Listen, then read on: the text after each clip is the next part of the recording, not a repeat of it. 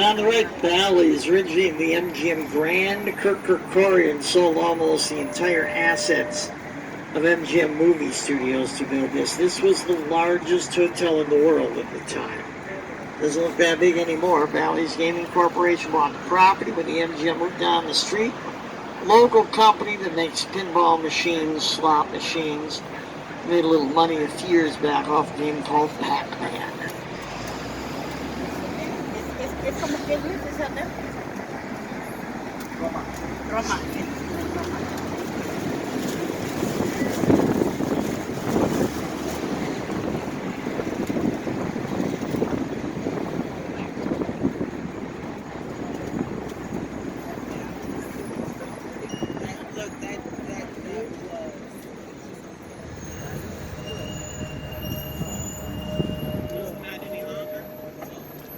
Esa rueda de la fortuna también, como la de Nueva York, es diferente.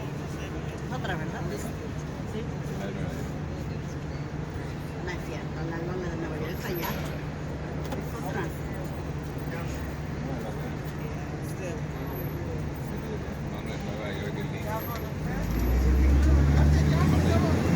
¿No nos ayudó?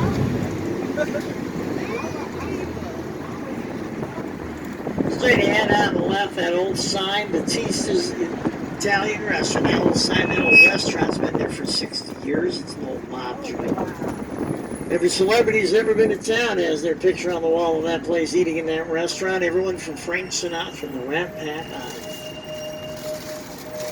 Well, it's one of the best restaurants in town. Definitely one of the best Italian restaurants. It's Batista's. And that is a real mob joint, not something that you... Oh, está caliente.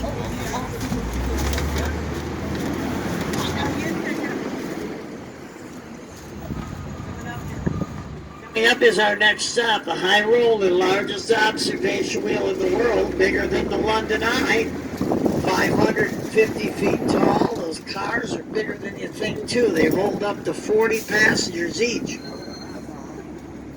People wonder why it isn't moving. It moves in a slow circle every 30 minutes, so it's not really intended as a ride. It's intended for you to get tanked up and get a good view of the city. Also, there's a little alleyway that links the High Roller to the Strip. A short walk, you're at Caesar's Palace. But along the way, there's about a dozen restaurants, including the Yard House, the Brooklyn Bowl, Margaritaville, Gordon Ramsay's Fish and Chips, and an In-N-Out Burger. Every survey I've ever seen, In-N-Out Burger is rated the #1 fast food hamburger restaurant in the country. This is about a year old, 2 years old now.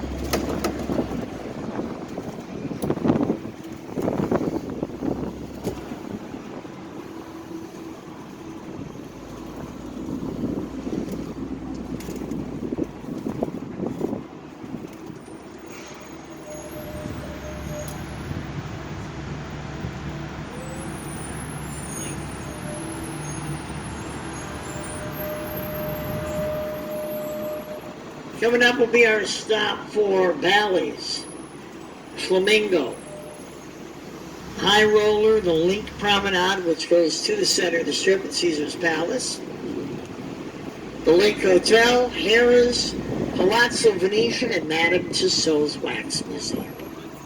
This is the center of the Strip coming up. And this is where we have to, wherever we stop, this is where we stop.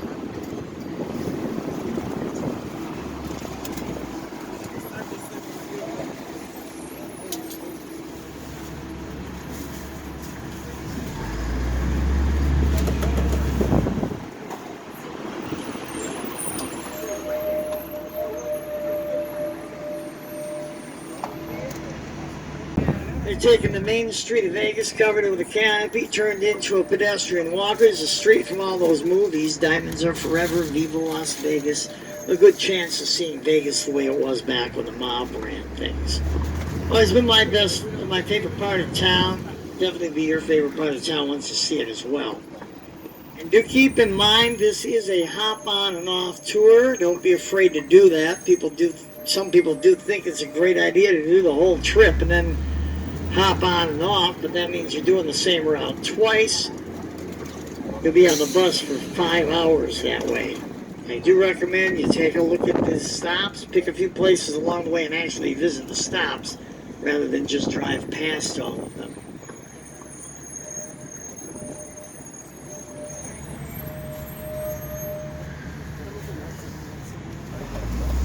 Also, we only go in a loop. We don't go in both directions. If you want to come back to any of these stops later, you got to do the whole trip over again. It's one big circle.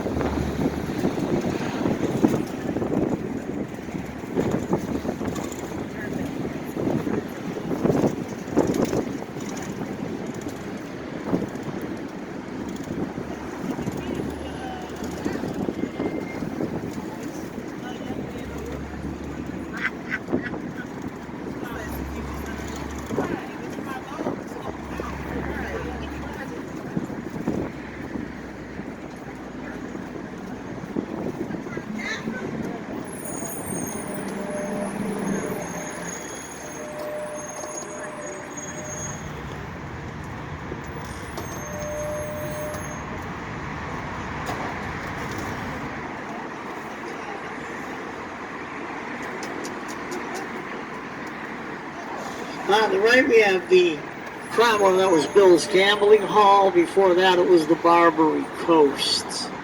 Trey's nightclub is there. Some of the nightclubs in town are making $90 million a year, paying the DJs $20,000 a week. That's one of them.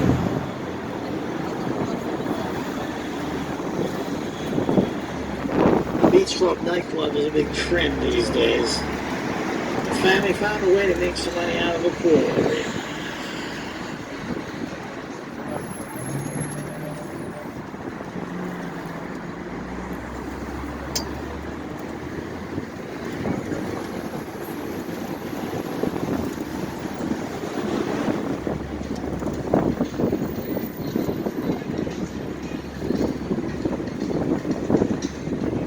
Flamingo on the right, Bugsy Siegel built the original Flamingo in 1946, brought the mob to town, and put Las Vegas on the map.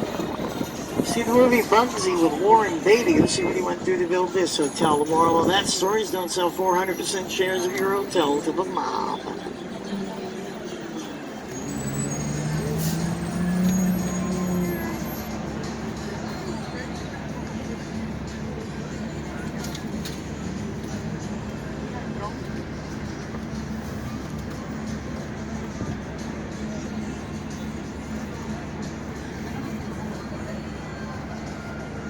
And up on the left, you'll see the sign for Planet Hollywood. Planet Hollywood Restaurant is here at Caesars Forum Shops, not at Planet Hollywood Hotel. A lot of taxi drivers don't even know that.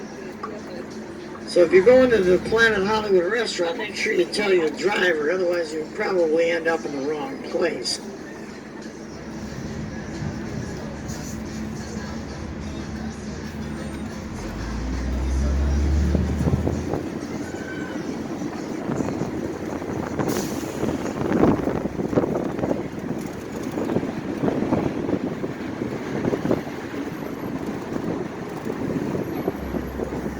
Also on the right, Harrah's. Second floor of Harrah's is Ruth's Chris Steakhouse. It's one of the better steakhouses in town. Got a lot of good ones. It's one of the best. And they got a great view of the strip from that second-story restaurant. And up on the left is the Mirage. The waterfall is there in the Mirage. That's where the volcano goes off every evening, 8 p.m., 9 p.m., and on the weekends, there's a 10 p.m. showing you can have on the sidewalk.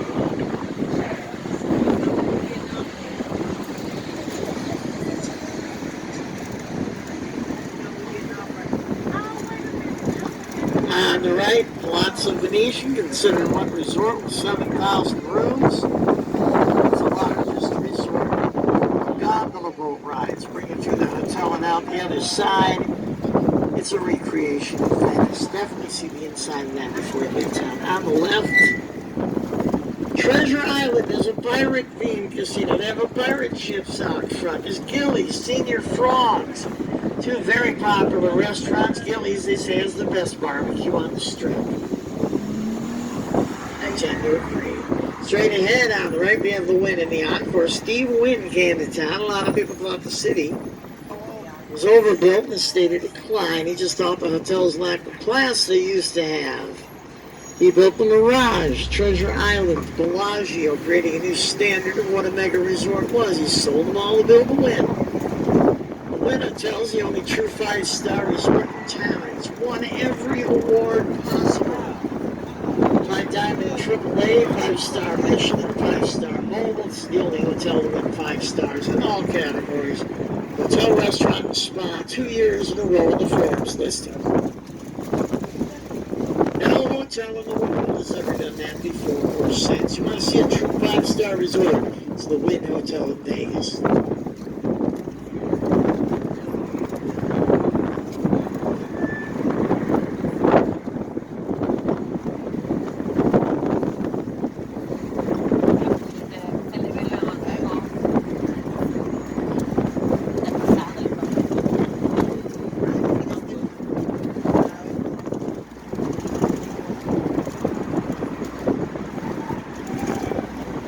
On the right, the Sphere. That is an entertainment venue being built by Madison Square Garden Entertainment. 17 or 18,000 seat auditorium. They're trying to get an NBA franchise in there. Probably, it's very likely Madison Square Garden Entertainment owns the New York Knicks as well. So there's a, no, I think they have an in. It's not that they're outsiders trying to get one. They have some few connections. It looks like they're testing it today. It's supposed to be open the 28th this month.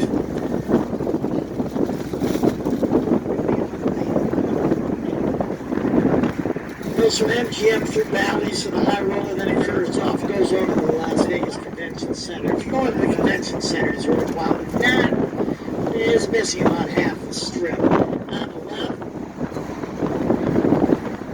the red building, Resorts World. Saw the movie Casino. It was all about a hotel called the Tangiers. Tangiers didn't exist, Stardust did. Stardust run by Lefty Rosenthal and the mob. Boyd Gaming was appointed to take over for Lefty Rosenthal and the mob. They ended up buying the property along with the Westward Ho and the Budget Suites. They're building a 3,500-room hotel, a huge convention center, and of course a casino.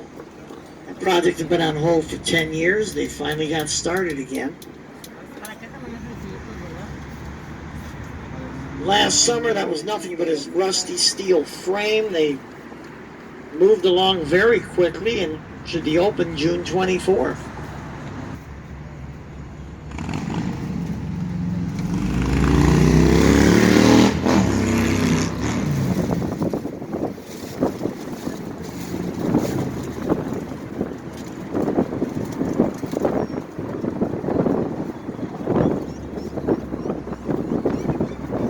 Big blue building on the left is the Fontainebleau, $2.9 billion hotel project, ran out of money during the recession. Carl Icahn bought it to try to flip it, wasn't able to do so. It's 80% finished, needing $2 billion more to finish it. He relisted it as $1.8 billion knockdown, sold it for $600 million, the price of the land it's sitting on.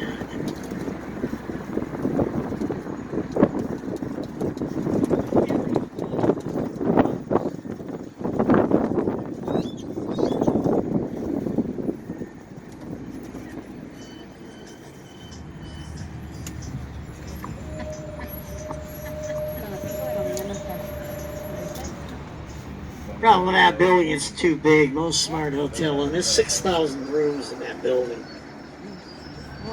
Smart hotel owners, they do the 3 towers with 2,000 rooms each. They split it up. They more flexibility. Everyone's afraid that'll be half empty.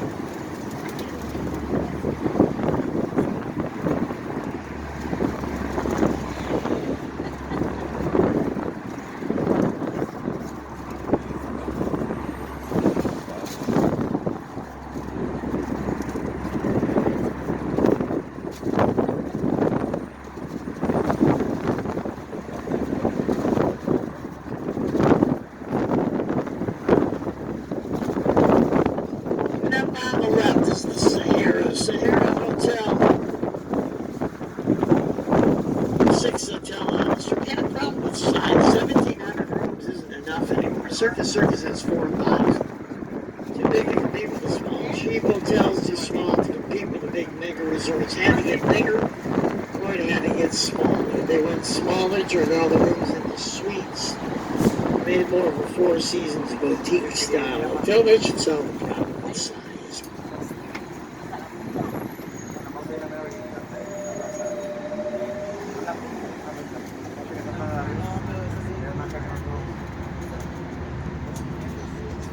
¿A dónde termina el ese?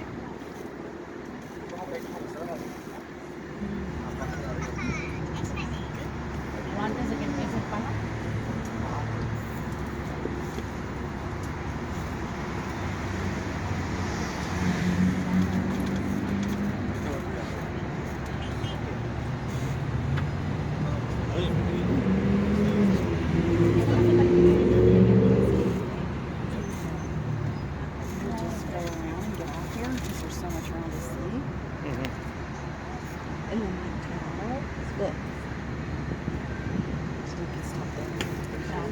Coming up will be our stop for not only the Sahara Hotel, it's also the stop for the Stratosphere Tower. This is the only stop for the Strat.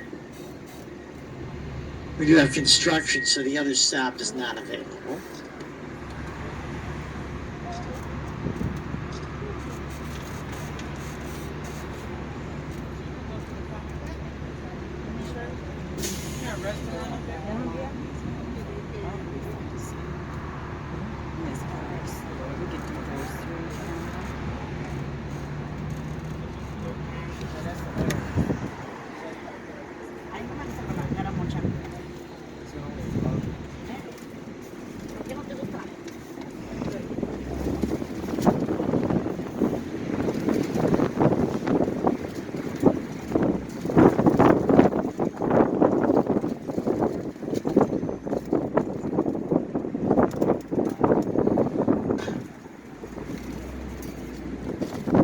Also, this is a stop for not only the Stratosphere Tower, Circus is right down the street.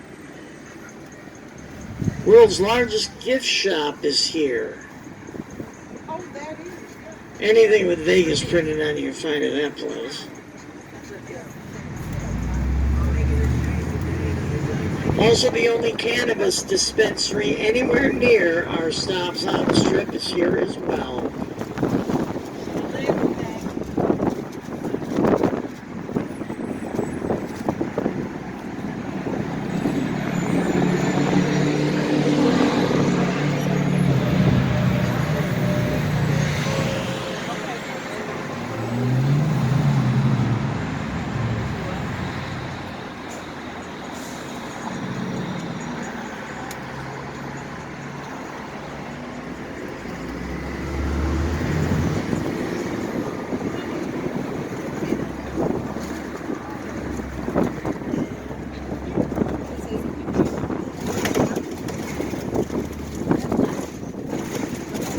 Coming up is our stop for the north side of the strip.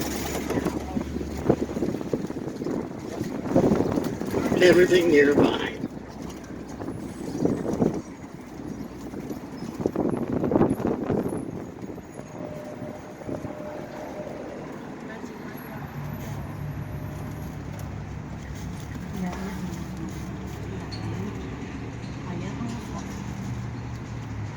Estoy tomando una borrachita de la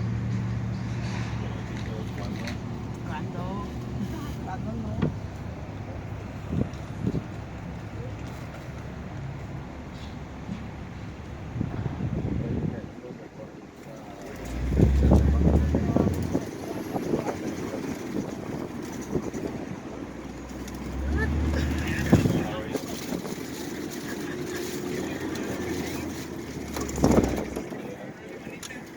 So here's our stop coming up for this end of the strip. Our stop in the Sahara Hotel once again. Also the stop for the Bonanza Gift Shop, Circus, the Stratosphere Tower, and the Cannabis Dispensary across the street.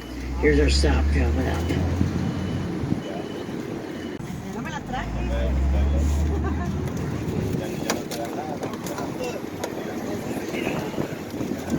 Again, the Bonanza Gift Shop, definitely check that out as we continue making our way towards the city of Las Vegas. We're now officially entering the city of Las Vegas. Most people don't realize when you're on the strip, you're not actually in Las Vegas, you're in a county area. The townships of Winchester and Paradise.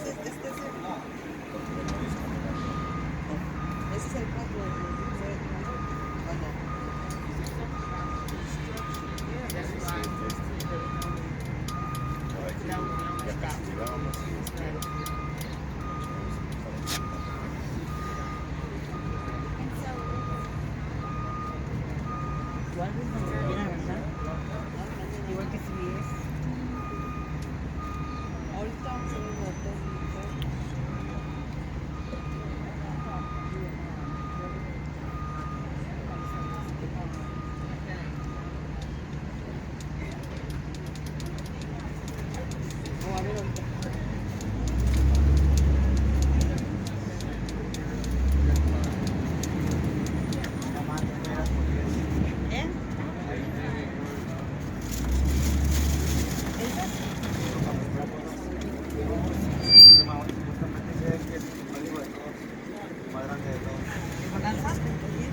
¿Más grande?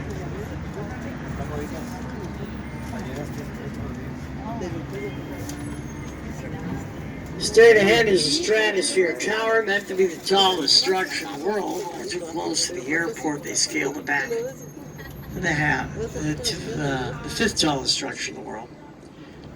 On top, there's an observation deck, a revolving restaurant. 3 of the tallest thrill rides in the world, and if that is not enough, you can jump off the side.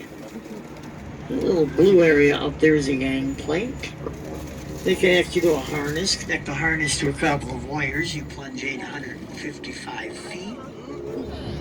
And the theory is the wires will slow you down before you hit the bottom. 1,000 people a month do those. You can do that as well. It's the sky jump in the stratosphere.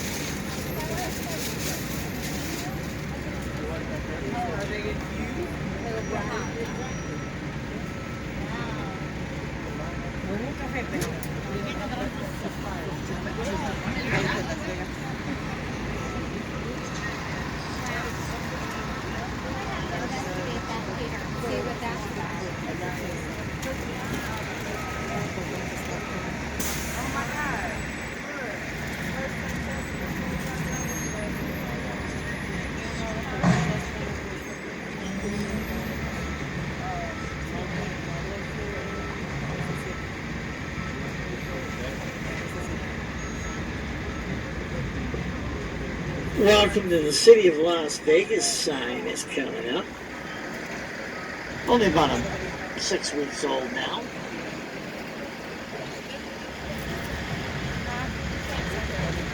Spent $4 million on that sign.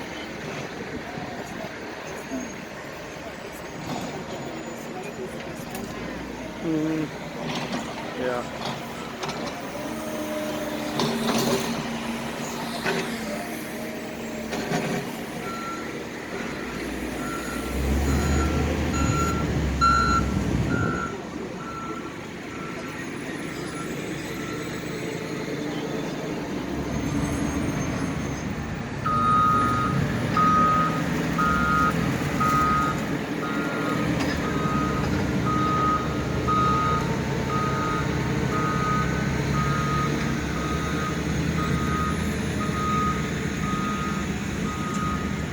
Fun City Motel on the right. Whenever they need a cheap Vegas-style hotel for a movie, they always pick this one, Vegas Vacation.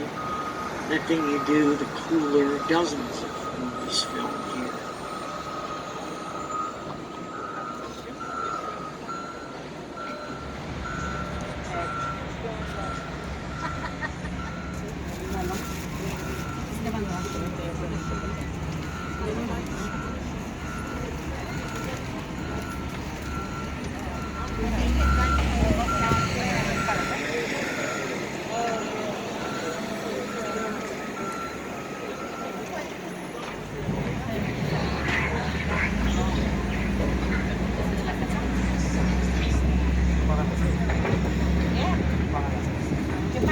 And continuing on as we make our way down Las Vegas Boulevard, when the mob moved to town, they didn't get along with the police, they didn't get along with the businesses, they didn't get along with the politicians running the place. So the mob moved their operation to the other side of the city limit.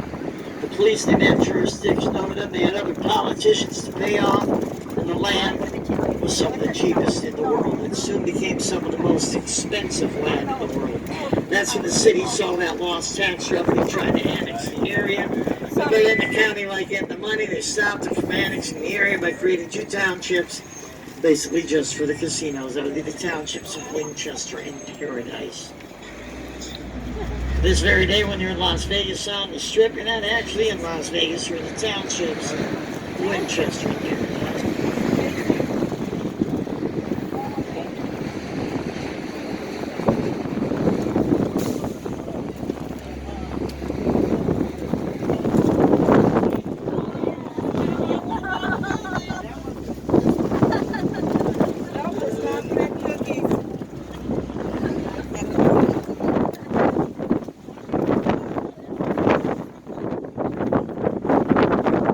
Towards the Arts District. It's an area kind of like Melrose in Los Angeles. A lot of older buildings, a lot of antique stores. These antique stores have the real thing, not the reproductions you'll find all over town. So if you're into Vegas, memorabilia, you can still find it down here, the real stuff.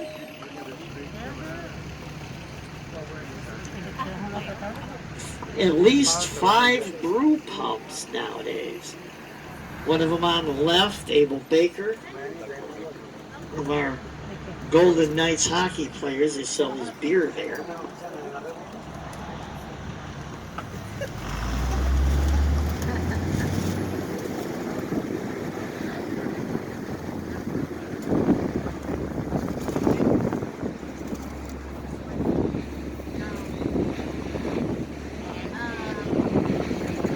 A lot of new places opening up.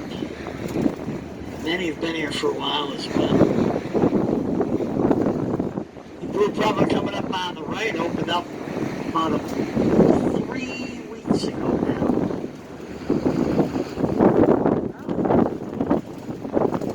Best Mexican restaurant in town is down here, Casa Don Juan. Been there forever, and every stop is for rebar. Part bar, part restaurant, part antique store. All the decorations of Vegas antiques, and they're all for sale. Also next door to that, $10 tattoos. No stop for the Arts District. And we're going to continue making our way towards Fremont Street.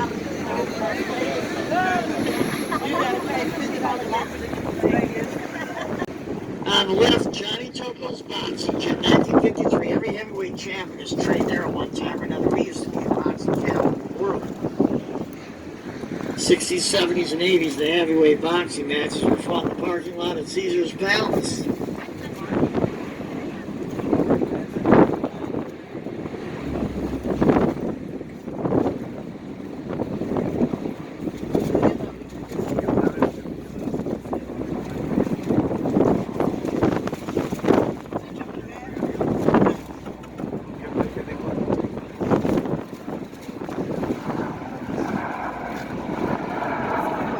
Head Circa. That is the newest hotel in town. It's only about a little over a month old. Most of the locals haven't even been there yet. Definitely check that out. It's right across the street, right across Fremont Street from the Golden Nugget, Steve Wynn's First Hotel in Vegas.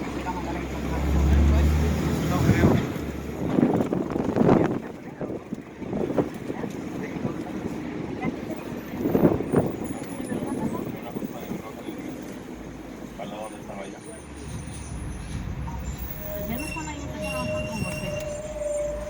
¿Dónde está el responsable? Estaba limpiando la casa, entonces se se miraban mal. Querían quitar los nervios. Entonces ya no van a querer llegar a You definitely can recommend the downtown area if you haven't had lunch yet. This is the place to have it. Everything down here is about a third the price on the strip.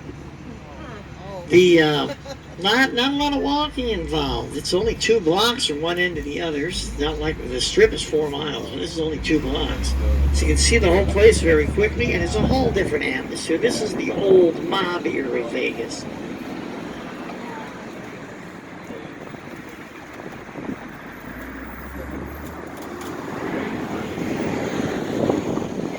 And again, the food and drink specials that Vegas used to be known for are everywhere. One of my favorite places is a pizza place down here. Tony Giamatti has won the best pizza chef contest in the world 13 times. Students have won that contest 5 times. Nobody's done that before or since. He has a pizza making school in San Francisco. I guarantee you every pizzeria in your hometown has his book on their bookshelf. He also owns a place called Pizza Rock. Best pizza in Nevada. You ask anybody who lives around here, they'll tell you that. You ask the experts online, they'll say the same thing. It's very near where we stopped bumping. There's so many choices down here. If you haven't had lunch, definitely have it down here. You won't regret it.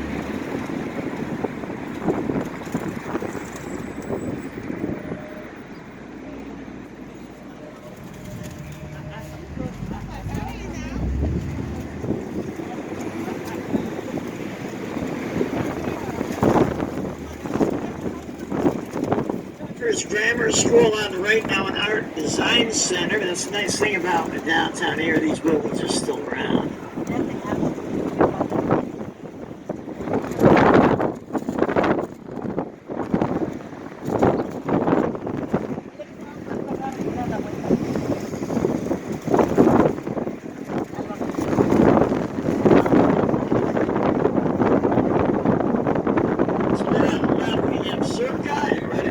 The Golden Nugget, Steve Wynn's First Hotel in Vegas.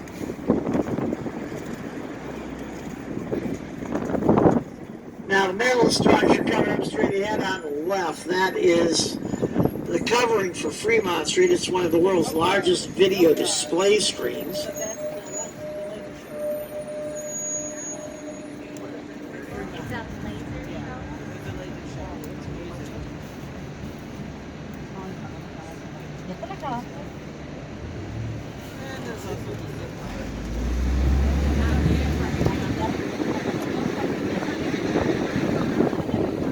So they've taken the main street of Vegas, covered it with a canopy, turned it into a pedestrian walkway. It's a street from all those movies.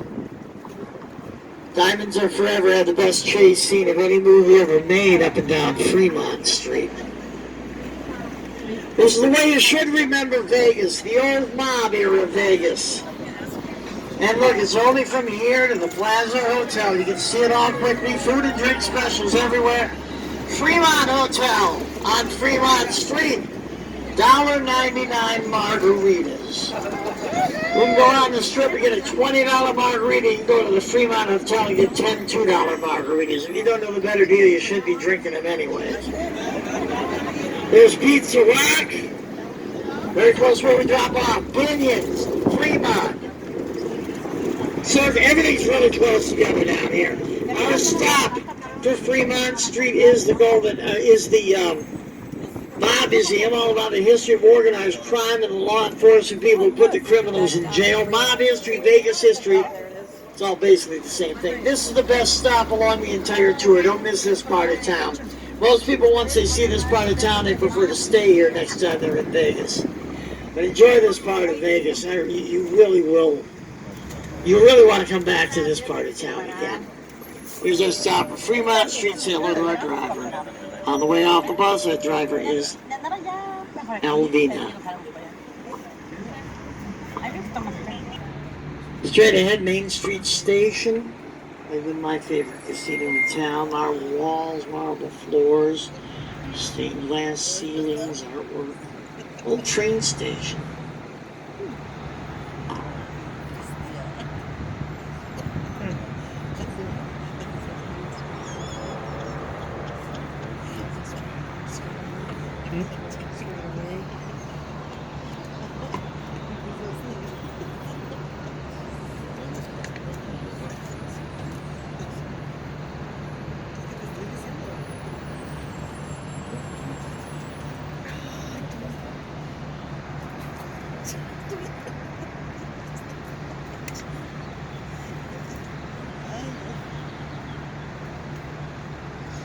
Nice job restoring and refurbishing all these buildings downtown.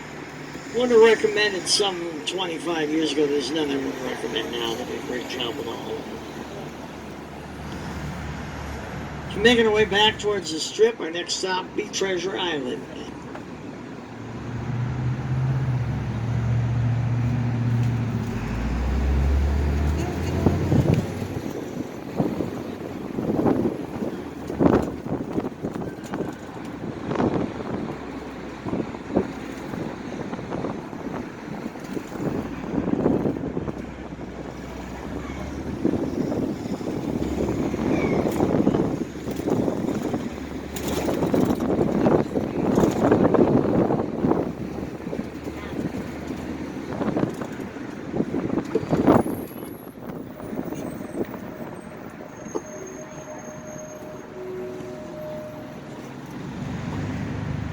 Main Street Station is closed right now. They will be opening up soon. Most of these, almost all of these casinos will be open up in the next week or two. The shows, they're trying to get them back, but a lot of them, some of the people have left town. Getting them back up and running is a lot more difficult than people think. Many of the showrooms have been using their many of the hotels have been using the showrooms for storage, so they have to get those ready and rehearsing and actually tracking down the performers that they haven't heard from for over a year. You say many of them aren't living in town anymore.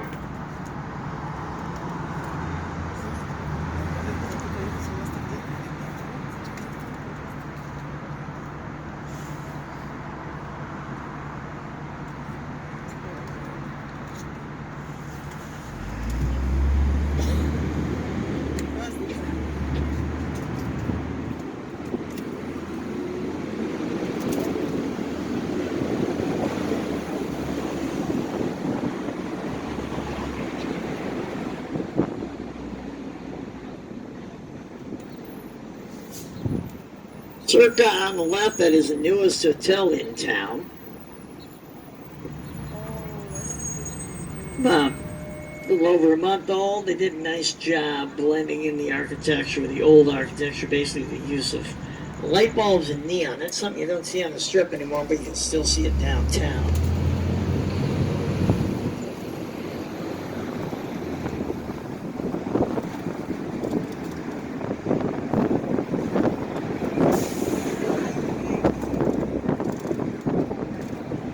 Golden Gate Hotel on the left, the oldest hotel in town, right across from the newest, 1906. We weren't even a city till 1905. Golden Nugget Hotel on the left. Steve Winton's first hotel in town inside the Golden Nugget. And the world's largest golden nugget on display, 61 pounds and 11 ounces, found in Australia by somebody with a metal detector. And the shark pool's next to the regular pool of the Golden Nugget.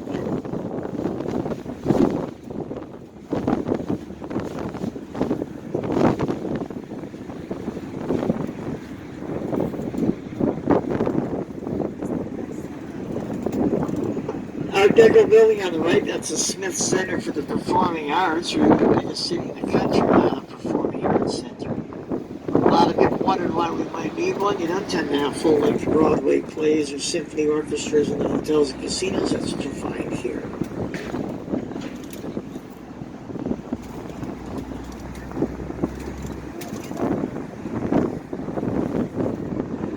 Well, Market Center, huge convention showcase area for the furniture industry on the right. There's their private convention center.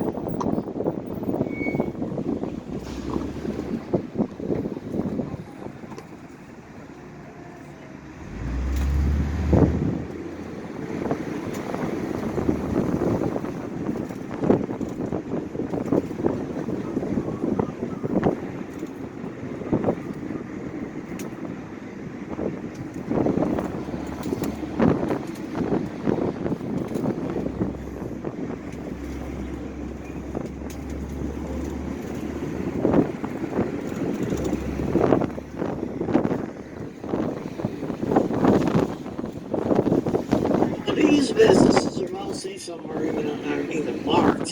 Support businesses for the casinos and hotels, everything from painting to machine shops, gambling supplies, printers. So, hotels and casinos require a lot of outside help to keep them up and running.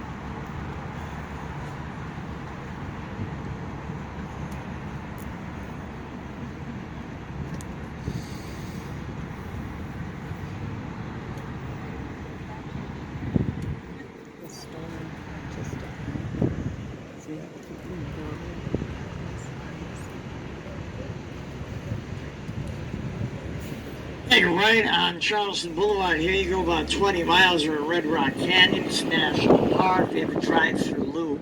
You can see the rust-colored mountains there. You take a left about 3 miles, you hit the freeway. You take that 20 miles towards Phoenix, you're at Hoover Dam. Both very close, very easy to find.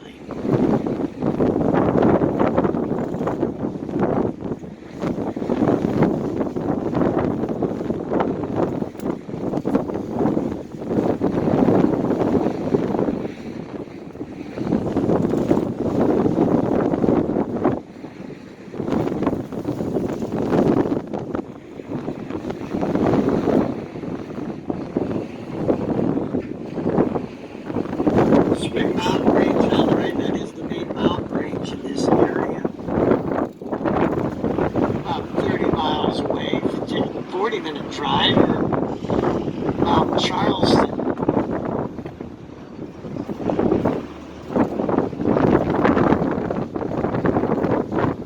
In the winter, they're skiing. In the summer, it's about 20 degrees, or about 30 degrees cooler than it is here on the Strip. Straight ahead is the Stratosphere Tower, 3 very good thrill rides, a very good restaurant at the Stratosphere. Do recommend you do the rides before the restaurant, not the other way around. If you either don't want to really go to a restaurant, I recommend this one. The view is the best in town, and the food is every bit as good as the view.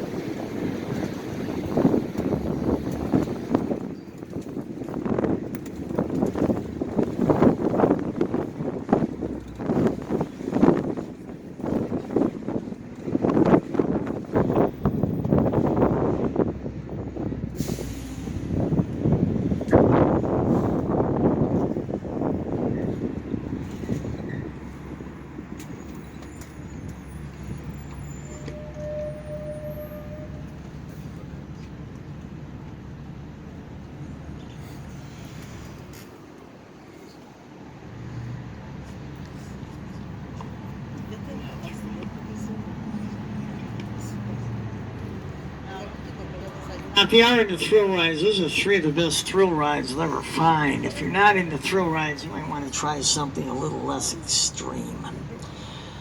You go to roller coaster in New York, New York. If you can't handle that, don't even think about trying these. These are brutal.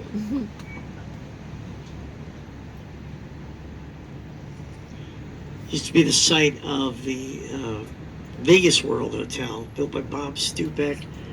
He built this tower in 1993, 1,149 feet tall.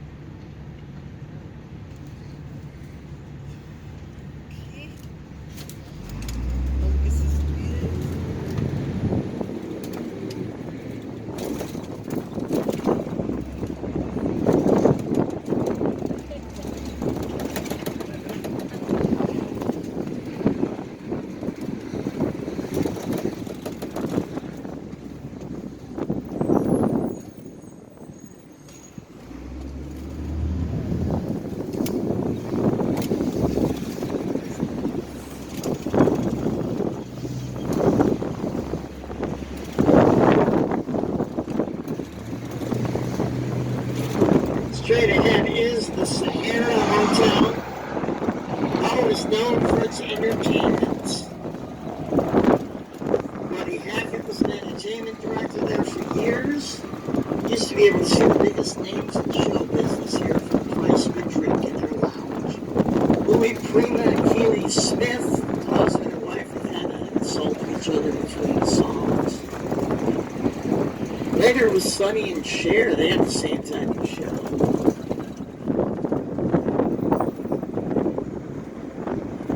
Used to be able to see them in a lounge for next to nothing in the 1960s. A couple people who did were from CBS, and that's how they got their show. They revived their careers in the 70s.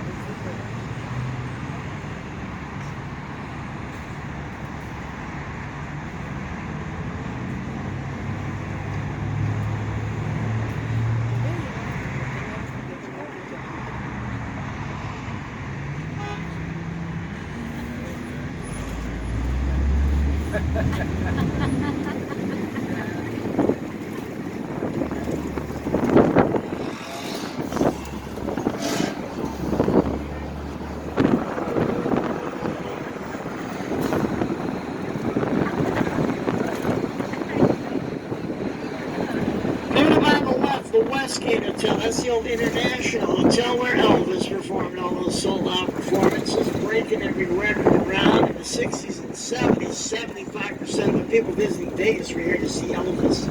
Later, this hotel became the Hilton with Liberace, and Wayne Newton was a regular there as well.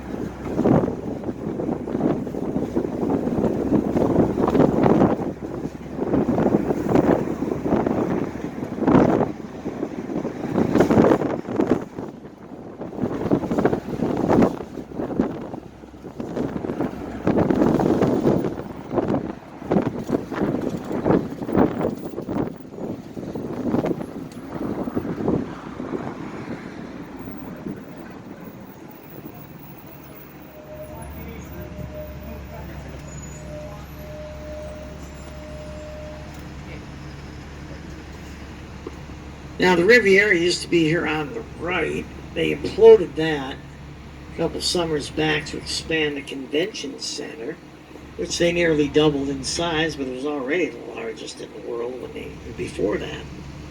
But it took out all these hotels that were in the area, and quite a few little ones as well. You can see the landmark sign coming up. Kind of a Jetson-style hotel on the corner. They actually imploded it for the movie Mars Attacks with Jack Nicholson.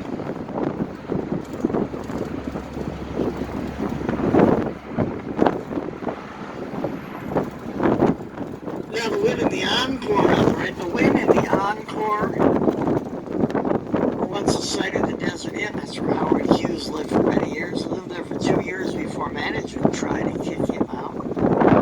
He got quietly, he bought the hotel and fired everyone who wanted him to leave. See the movie The Aviator? It's all about Howard Hughes, much of his early life, and much of his early life right here in Vegas.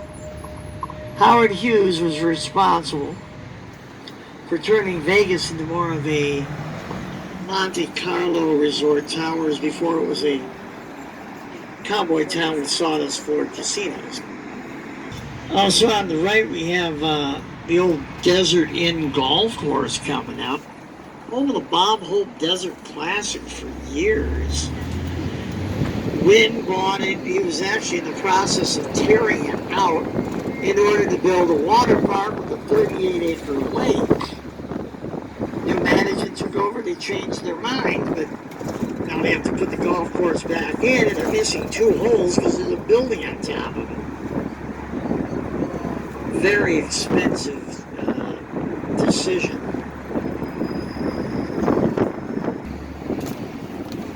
And again, the Sphere on the right, Madison Square Garden Entertainment's building the entertainment venue in town.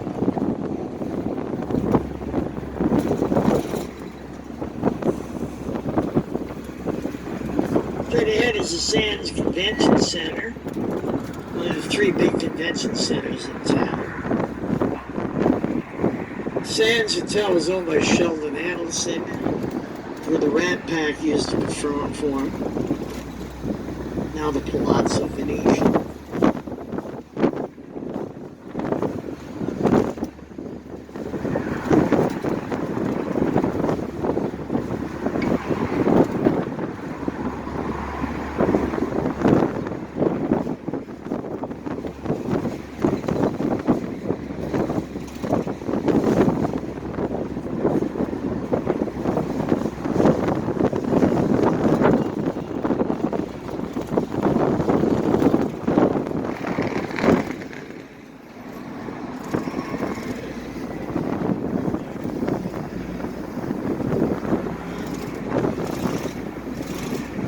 Straight ahead, Fashion Show Mall, which is bigger than most people think. 250 stores.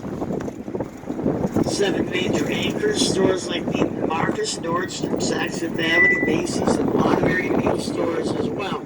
It's right in the middle price-wise. It's not your forum shops. It's not your outlet mall. It's right in between.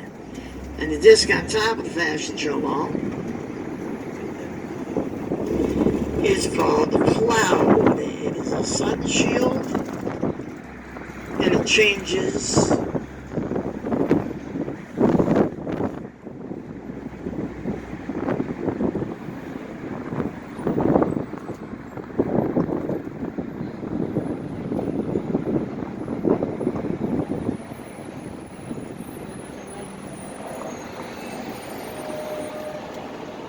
When it's 110 degrees, you'll appreciate that. One person did was Steve Lynn. He built a mountain forest on the right to shield his customers' view from having to look at it. Coming up is our stop for Treasure Island, pirate-themed casino.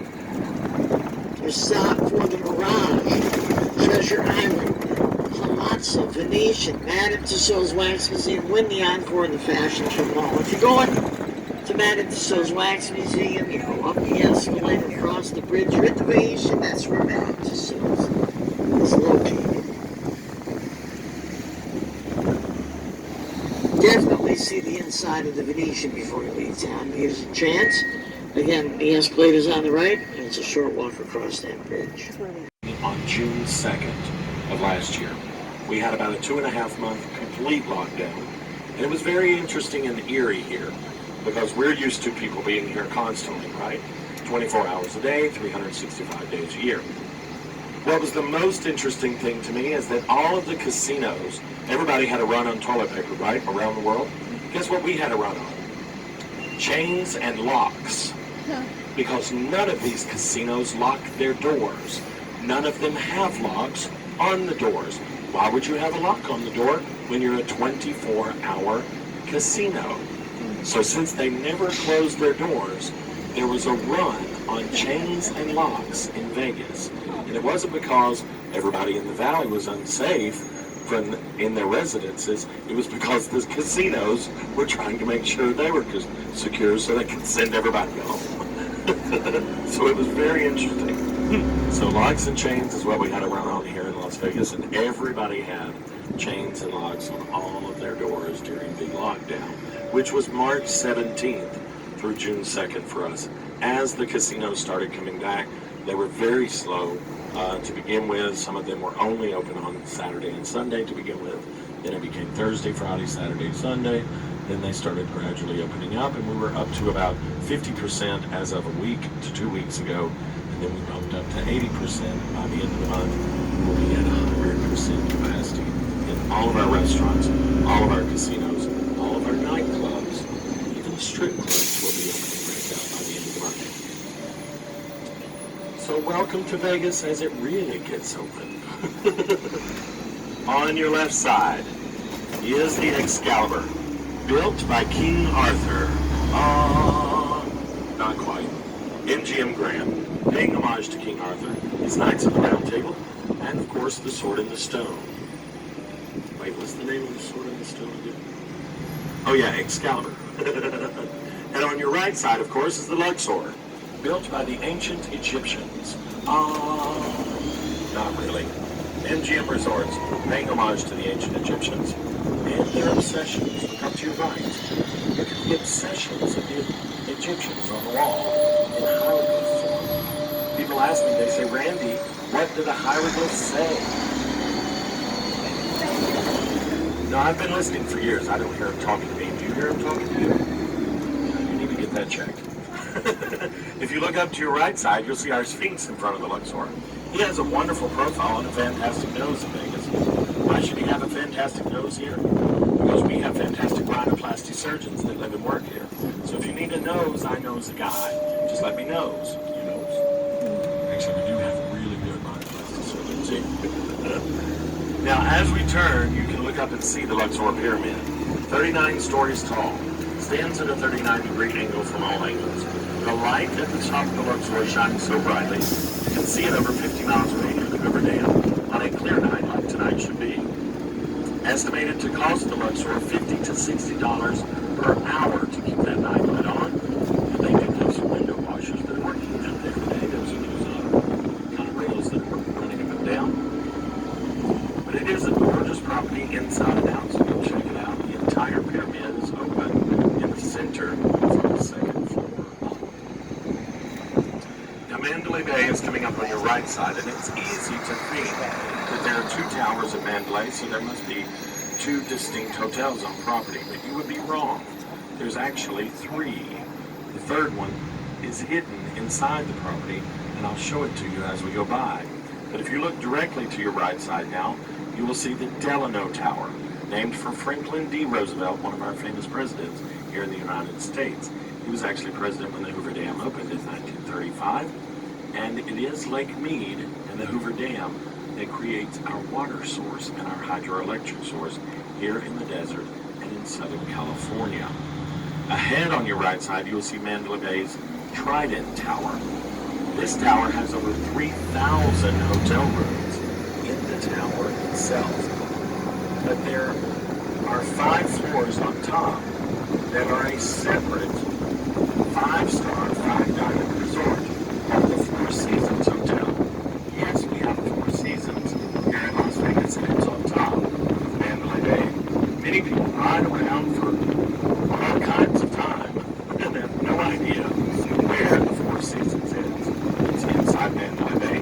You're going to see the main entrance coming up on our right side at street level as you look down to your right. Also on your right side, you'll see the Daylight Beach Club. For $25 a day, you can have sand under your feet, a wave pool, a lazy river, plenty of volleyball courts, and of course fun in the sun at one of our only man-made beaches in Las Vegas. There's also an amazing shark reef aquarium over here at Mandalay Bay. Again, for about $25, you can really get a good education about sea creatures and sea life around the world. And how is that in a desert to come and learn about the sea? We can do it in Vegas. Also ahead on your right side, you're going to see Mandalay Bay Convention Center. Now, we do over 26,000 conventions a year in Las Vegas. And if you come to Las Vegas with a convention, you could get freebies, discounts, and all kinds of great perks for coming to Las Vegas with a convention. So if you like that idea, the next time you come to Vegas, bring a convention with you. This begs the question, how many people does it take to make a convention in Las Vegas? Is the answer A, 6, B, 600, or C, 6,000? Do, do, do, do, do, do, do, do, do, do, do. Do do do do do do do do do do do do do do do do do. Key change. Do do do. I'm kidding. I'm not going that far. How many people say A, 6? That sounds like a weird answer. Oh, I'm sorry. I didn't mean it that way. Sorry about the apology. How many people say B, 600? That seems like a better answer. Good job. How many people say C, 6,000? That seems like the best answer, but it's not. It's actually A, 6.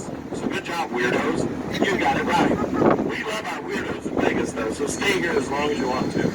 But next time you come here, bring a convention. It only takes 6 people. It's not just a game. It's for real. And why is it 6? Because 2 is a pair. 3 and 4 are runs. 5 is a straight. And 6 is a convention in Vegas. 26,000 conventions a year. We want to be the convention capital of the world. And the way we can do that is create a convention of 6 people or more. Now the sign is going to be coming up on your left side in the middle of the street in the median. But we are on the wrong side of the sign heading south toward LA and San Diego. So the sign says, drive carefully, come back soon. Amy says pshaw. She is a professional driver. She does not like this side of the sign, so she's not going to slow down for you. But she will slow down on the opposite side. As you can see, we are on the back side of the sign. There she is in the middle of the street on your left. And if you turn your head real quick, there it is. That's the real side. And we're going to take some pictures as we make the U-turn. And you can stand up when I tell you it's safe to do so. But make sure if you decide to stand up, hang on to a rail, hang on to the back of the chair, hang on to your camera and your cell phone. And be aware of any hats or glasses, masks, hairpieces, weaves. I know you got them. I got my hairpiece on real tight today.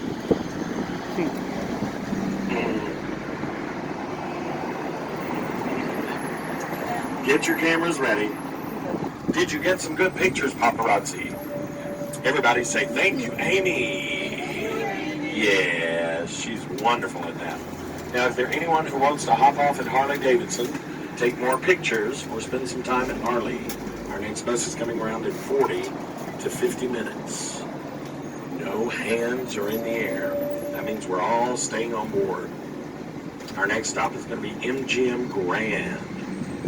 By the way, this is the largest Harley-Davidson retailer in the world. Right here in Vegas, right next to our sign. They will rent a Harley to you for $100 a day so you can ride around Vegas. But you have to have a motorcycle license here in the U.S. Oh, sorry, Canada. They're the ones who get really upset about that. And Harley-Davidson uses our sign in their advertising. In fact, anyone can, because our sign does not have a copyright on it on purpose. Anyone can use our sign for any reason, anywhere around the world, anytime, and not pay a fee or a fine. That's why it's on my pajama pants and on my shower curtain at my house. And it should be in yours as well. And there's a building on your right side that I'm confused by, because there's a word that I don't understand. Is anyone old enough to know what that word means? I'm kidding, of course. I got enough gray hairs on my head, I know what it is. Pinball Hall of Fame and Museum. They just opened a few weeks ago. They have not done a grand opening yet. It's absolutely free to enter, but you need to buy it for $4. There's 700 plus pinball machines inside. Many of them Vegas themed. Very cool. Go check it out. Also on your right side, you're going to see the little Church of the West wedding chapel used in the movie Viva Las Vegas. That's where Elvis Presley married a man. Keep your cameras rolling. Can't put your cameras away. Diamond Inn Motel on your right side. This little motel has been on the Las Vegas Strip since the 1940s, and so have their mattresses. Oh, yes. No, I'm going to make fun of that place. I stayed there one night 6 years ago. That was the longest 3.5 hours of my life. Also on your right side, you're going to see a gray hanger with blue stripes. That belongs to the Sands Corporation. That is where the Venetian and Palazzo can fly in high rollers every day to Las Vegas, take them up to the casino to play for several hours, then they bring them back home and fly them, or bring them back here and fly them home anywhere they want to go in the world. They do not have to stay at the hotel or the casino overnight. How can they afford that? Well, a high roller at our top 3 casinos on the Las Vegas Strip must be spending a threshold of $1 million in a 24-hour period. That is spending, spelled Losing, spending. Yes, they call themselves high rollers. The casinos love to cater to them. They call them high rollers. But guess what we as Las Vegas locals call them? Big losers. Some of the biggest losers in the world play right here in Vegas. Oh, wait.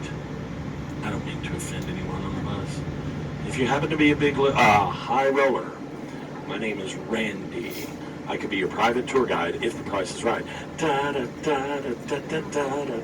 You know you love that show.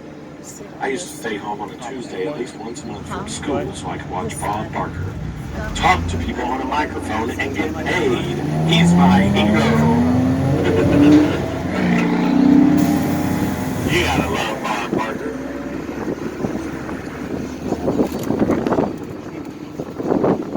Now coming up on your right side of us, a lot of people want to know about these 2 concrete columns. This was supposed to be another observation wheel like a high roller in the middle of the strip. But the business went defunct right in the middle of the first recession. So recessions do not make good things. Whoever purchases these 36 columns will have to deal with those 2 concrete columns now. But I want you to look to your right side and notice the scaffolding over there, because you may recognize that from primetime television.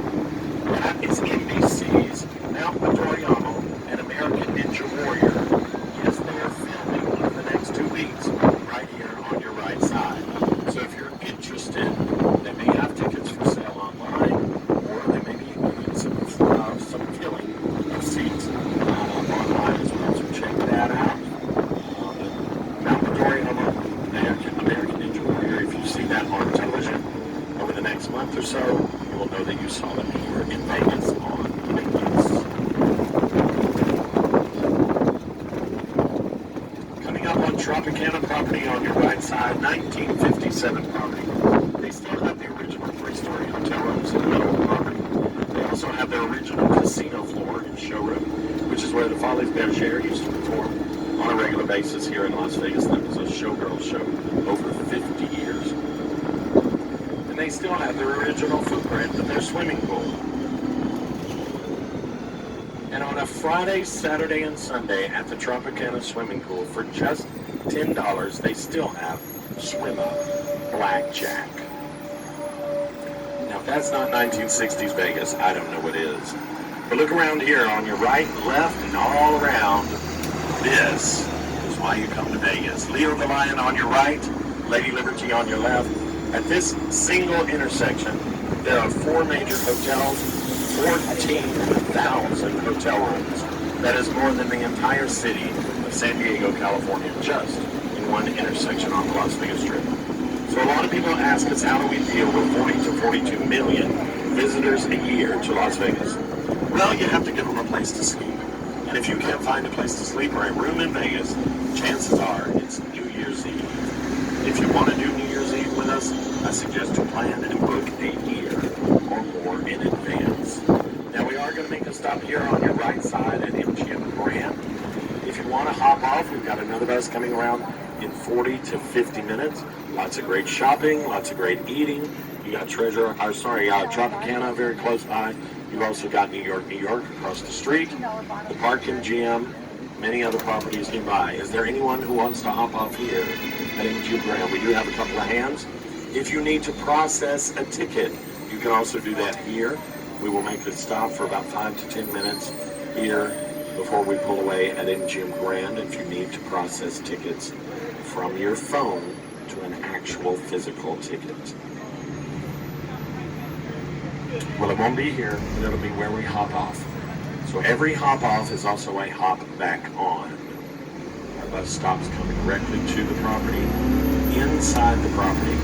Most of the time it is called the shuttle pickup area of the property. Ooh, what are these on your left side? Left. These are hotel rooms. Who stays there? Lady Gaga, Aerosmith, Bruno Mars, Paul McCartney, Cher. People who perform for MGM Resorts can stay there because it's in their contracts to do so, by invitation only. So you and I? No. That's what that means.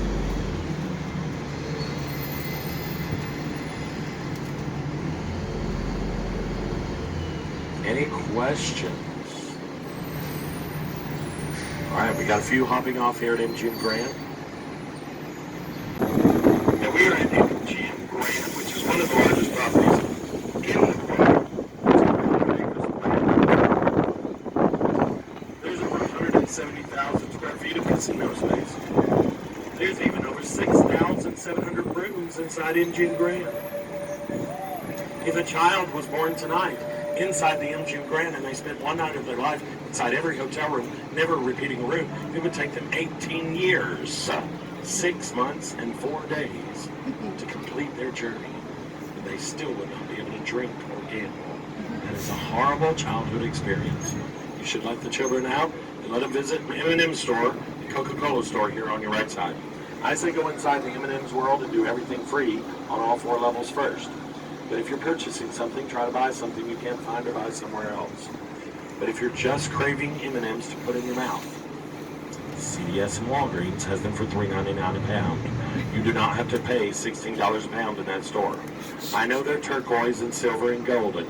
Save those for a special occasion, like a birthday, or an anniversary, or for newlyweds, or a divorce.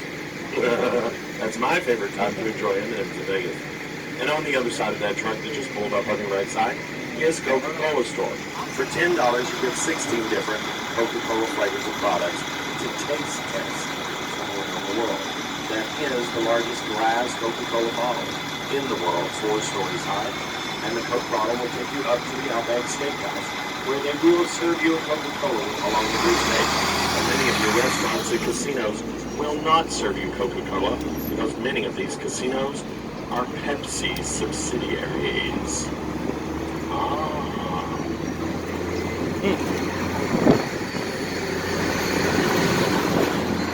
We are still on property at MGM Grand, by the way, right until we get to this Walgreens on your right and the CVS on your left side. Tells you that many people need Tylenol in Las Vegas. Hangovers. It's a big deal in Vegas. On your right side, we call this area the Hawaiian Marketplace. There's over 150,000 Hawaiians that live in Las Vegas. They love us here because we're all about tourism, and many of their cities are in Hawaii as well. They call us their ninth island. We love that distinction. If you look ahead of us, you're going to see the Planet Hollywood property. Now, I like Planet Hollywood because it's mid-level hotel rooms, mid-level casino, mid-level entertainment, retail, and restaurants. What do I mean by that? More affordable. Look to your left. Less affordable. Do you catch my drift? So if you need to save a few bucks, come over here to your right side. By the way, on your right, where Planet Hollywood is today, is where the Aladdin used to stand in our history. And there was a famous wedding that took place there. That is where Elvis married Priscilla back in 1967 on the Las Vegas Strip here at this property when it was known as the Aladdin. Today it's Planet Hollywood. They have a fantastic theater inside called Zappos Theater, and that's where Kelly Clarkson will come back to do her residency right here on your right side. She was supposed to start in April of last year, but of course she was unable to do so because we were in the middle of the lockdown. On your right side, you'll see Cabo Wabo Cantina. It's a great view of the Las Vegas Strip and a great view of the Bellagio fountains from that angle as well. One of my favorite places to be to watch. Also on your right side, you'll see the Arc de Triomphe and de la Paris. And look up to your right, you'll see our Eiffel Tower, which is half the size of the Eiffel Tower in Paris. We would love for it to be taller, but it can't be because we're so close to the airport at Las Vegas International. Many of you saw that. Look down to your right, you'll see my favorite place for brunch. One of the fantastic French bistro steakhouse. Great view of the strip and a great view of the Bellagio. There is another CVS. The largest one on the Las Vegas Strip. On a Friday night, they have a local DJ that performs there at 9 p.m. If you go inside and see the local DJ, ask him, where's your Tylenol? Tylenol.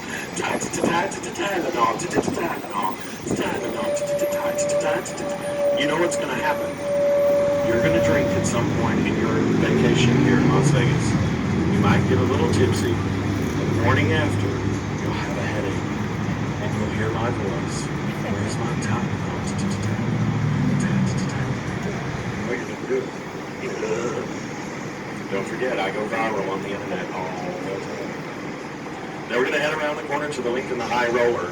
The High Roller is our large observation wheel on the Las Vegas Strip, but it's far enough back you can see it from the Strip in some cases because some of the casinos are in the way. So we're going to go behind the casinos. We're going to see a great view of it, and it's our next stop underneath the High Roller at the Link property. By the way, this property on your right side is called Bally's. Bally's is a company that gave you Pac-Man, Donkey Kong, many other arcade games back in the 1980s. What do they do today? They build and sell slot machines. That's why they're here in Vegas. This is where the MGM Grand used to stand in our history before it moved down to its current location in the early 1990s. Now look up to your left, you'll catch a view of the High Roller over here. She is 550 feet in the air, that's 167 meters. Larger than the London Eye. Oh, sorry UK. Now we have the largest version right now in the world, but there is a city that would like to build a version larger than ours in Vegas. Does anybody know where that one might be? In Dubai. Everybody say of course. That is the correct response every time you hear Dubai. You should say of course. When someone says, I'm from Dubai, you say of course. When they say that's happening in Dubai, you say of course. But it's not the correct response when you say Vegas. What is the correct response when someone says Vegas? Baby. Oh, that's happening in Vegas, baby. We're going to Vegas, baby. I live in Vegas, baby. It's a whole different vibe than Dubai. By the way, the biggest difference between Dubai and Vegas is alcohol. There is plenty of gambling in Dubai, but no alcohol. Why even do it? Sober gamble. I never even heard of such a thing. Ah, so the dome shape. You guys always get way ahead of me on that one. That's okay. But the dome shape building up there on your right side, we may get a chance to get a little closer to. That is going to be Madison Square Garden, bringing a 20,000 seat arena to Las Vegas in 2023. Madison Square Garden stepping out of New York, coming to Vegas, and bringing us an arena. So look up ahead of us, you're going to see the High Roller. She is 26 pods going around the outside. It takes you 30 minutes to ride all the way around. We could fit as many as 40 people on board each pod. That is very large, like a large hotel room. But they normally put about 10 to 15 for comfort. $25 during the day, $37 at night. But if you add $15 to your ticket price either day or night, they will let you hop on board with an open full bar and a bartender. You can drink as much as you can hold in 30 minutes. They call it the happy half hour. Now I say drink as much as you can hold because there's no restroom on board. So if you're in the 40 plus category like I am, many of us can drink way more than we can hold in 30 minutes. So please be careful. Unless you have added extra assurance. That all depends on you. Now you know another good reason to go to CVS and Walgreens in Las Vegas. Undergarments can be your friends. Now we are going to make the U-turn and go back to the stop here in front of the high roller. Amy's going to show off her skills at the wheel. This is why she's downstairs and I am not. I would have taken out this column ahead of the bus right there. We would be in this ditch over here on your left side after I took out the two palm trees on your right. I have no good driving skills on this bus at all. Look up and you'll see how large these pods are as we go underneath the high roller. I've seen full-on hip-hop competitions take place inside the pods. 12 on 12. If you look back to your right side, you'll see the promenade or the walkway that goes down the street right back up to the strip from the high roller. Takes you right up to the strip. The Caesar's Palace is across. Is there anyone hopping off here at the length of the high roller? We got a few hands. Thank you very much. Don't forget, another bus is coming around in 40 to 50 minutes right here. Seats upstairs, come on up. Plenty of seats. Watch your head, tall people.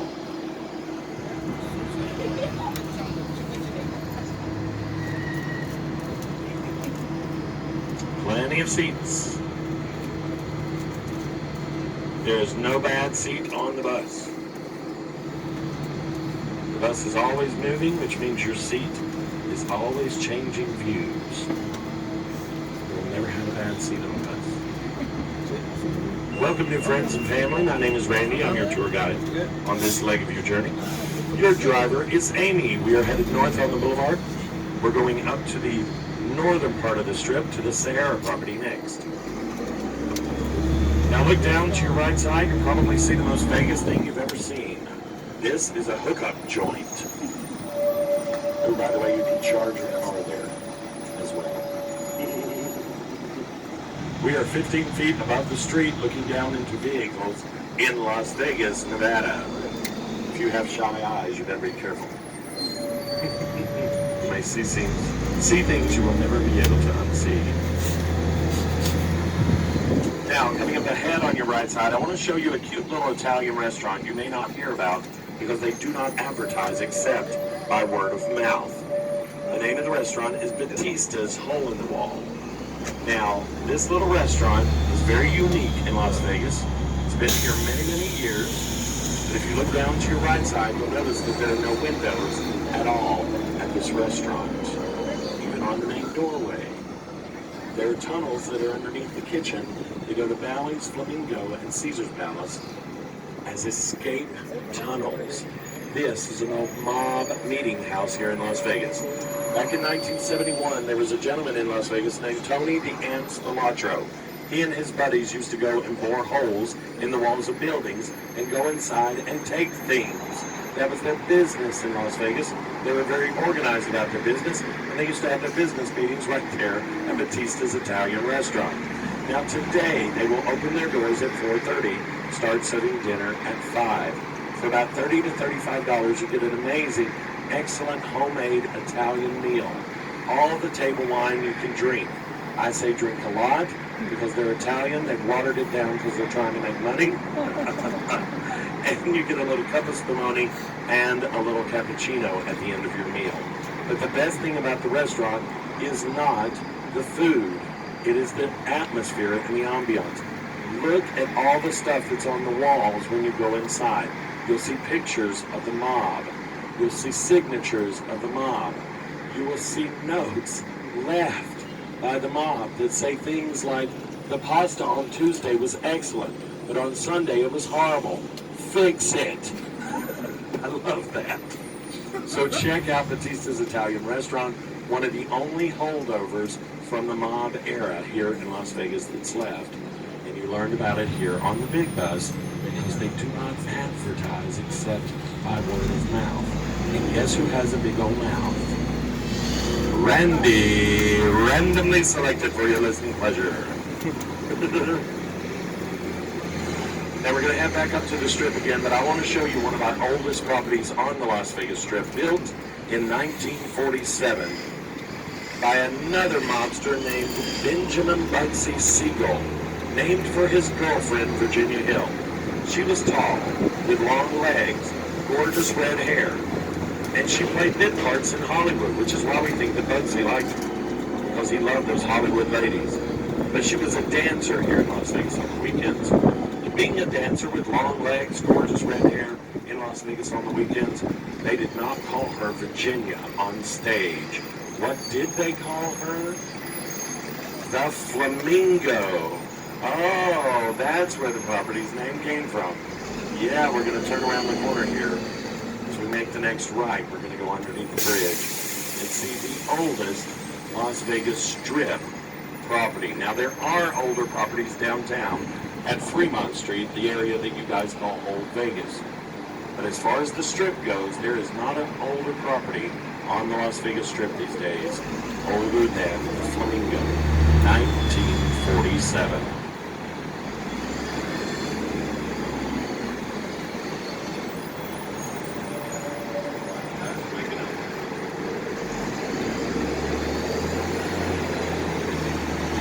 The Cromwell property on your right side used to be known as Bill's Gambling Hall and Saloon.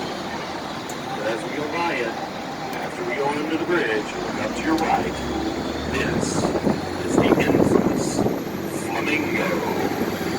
Ah, there she is. They still have a flamingo habitat inside the property, right next to their cafe. Eat dinner, or lunch, breakfast, or watch the flamingos outside. By the way, this is where Donnie and Marie had a 72-year run here. I'm kidding. It wasn't quite that long. Donnie will be 95 years old. Even though he seems like he is, he's only about 28. Or at least he looks like it. Look down to your right side. You'll see the link promenade, which is the main plan. It's all on the other side. The link Imperial Palace, and now links the flamingo behind you to the Harris property. There's Donnie himself with his cheekbones. I mean, some of those are probably, yeah. Also on your right side is the Harris property that has a piano bar inside where they have the biggest Elvis impersonator in Las Vegas history. He performs there for free on Friday, Saturday, and Sunday. He is 462 solid pounds of Elvis. That makes him the biggest. So what do they call him? Big Elvis. So if you want to see him perform for free right here at Harris on your right side of the piano bar, 2 p.m., 3 p.m., 4 p.m., until 5 p.m. in the afternoon, Friday, Saturday, and Sunday. Another freebie in Vegas. And my favorite sign in Las Vegas is here on your right side. Single arch McDonald's sign. Notice how it looks like a ladder. Many of you will look at my belly and say, Randy, why do you like that sign? That's not crazy. In 2006 on New Year's Eve, I saw 4 people climb that sign, sit on the red awning, and flash the entire Las Vegas Strip. It was a fantastic night. It took the cops 20 minutes to get to them. Guess what they charged them with? Climbing the sign. Nothing to do with flashing at all. That's why I love and live in Vegas. Look at this gorgeous property on your right side. The amazing Venetian and sister property Palazzo right next door. Built by Sheldon Adelson of the Sands Corporation. This is where the Sands used to stand in our history right here on your right side. This property is worth going inside just to see the murals on the walls, the ceilings, and of course the canals that are inside and outside. It's absolutely gorgeous. So go inside and take lots of pictures, lots of video, make special moments. And if you're not staying here, Take a picture or two and just put it on your social media. Look where I stayed in Vegas. At least for 3 minutes. Vegas is easy to do. You can make anybody back home think of just about anything. Look down to your right side. There's the canals and the gondolas and the gondoliers. It does cost $38 per person to sit in the gondola right around the property for 20 minutes. If you want that experience, it is amazing, but it's also kind of pricey. If you want a similar experience, go inside on the second level. Sit at the canal shops right next to the canal at a park bench for free for as long as you want to. Let the boats pass by and the gondoliers will sing to you as well as to the people in their gondola. What you have not done is spend $38 per person. What you have done is if there is a bad singer, you let him float right on by. That's fantastic. My mom came to Vegas and she said, do we want to go on the boats? And I said, do you want to go on the boat? She said, it's expensive, isn't it? And I said, yes, it's a little pricey. She said, let's go sit on the bench. I said, that's a good idea. This is here at the Venetian called Bouchon. It is an amazing French bistro steakhouse. Thomas Keller is the chef, and he is quite incredible. He's not one of those chefs that you know on television with a great, fantastic name. But man, his food is excellent. Has a gorgeous view of the Venetian pool. And their bakery is right here on your right side as well, in case you want to get a little temptation just before you do dinner. And Bouchon has steaks over there for about $60 a plate. That's not a bad price here on the Las Vegas Strip at the Venetian. And there's another Walgreens coming up ahead on your right side. Number one reason, hangovers, Tylenol. Number two reason, M&M's. Number three, we decided is undergarments. What do you think is the number four reason for CVS Walgreens in Las Vegas? No, you can get alcohol all over Vegas. What do you need at Walgreens and CVS that you cannot buy somewhere else? Protection. You know, because this is Vegas. You might go walking down the Las Vegas Strip, find someone new, go walking hand in hand. What happens next is inevitable, right? Somebody skips and falls and trips and skins their knee. They need a Band-Aid. Yes, protection. Or sunscreen. That is good protection in Vegas. I know who's on the bus. Look up to your right. The sister property to the Venetian is the Palazzo, and it's absolutely exquisite. Go inside and see the marble that is inside. It's absolutely amazing. But the heavy competition for the Venetian and Palazzo is now on your right side at the Wynn and the Encore. If you do not know the name Steve Wynn in Las Vegas, you are not paying attention. Because look up to your right side. This is a massive property with a massive name attached to it for a massive ego. And boy, does he have one. He told us that he built this property for himself. It is his win.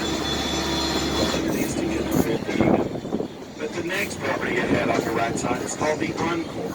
He says he built that for his wife, Elaine. The Encore to his win. He gave that to her, he says, for their 45th anniversary. Everybody say home. That seems very romantic, doesn't it? Guess what she gave him for their 46th anniversary? Divorce papers, that's how you play Vegas. And ladies, take a hint from Elaine Wynn. If someone gives you a gift of a casino resort on the Las Vegas Strip, make sure that you still own 10% vested interest as you sign the final papers ending your relationship. And she did. By the way, look to your right side. Those people are scared of the outdoors. That's all plugged up. I don't understand places like that. Here, that's why I live here. Questions. Does everybody know the name Steve Wynn? Have you heard about his name? Do you know how many properties he has built here in Las Vegas? 6. The Golden Nugget downtown, the Mirage, the Treasure Island, Bellagio, Wynn, and Encore. If it weren't for him, Boy, the strip would look different, and even downtown would look different. Is he available now? Yes, but he's going blind. Bless his heart. So I guess that means anyone's fair.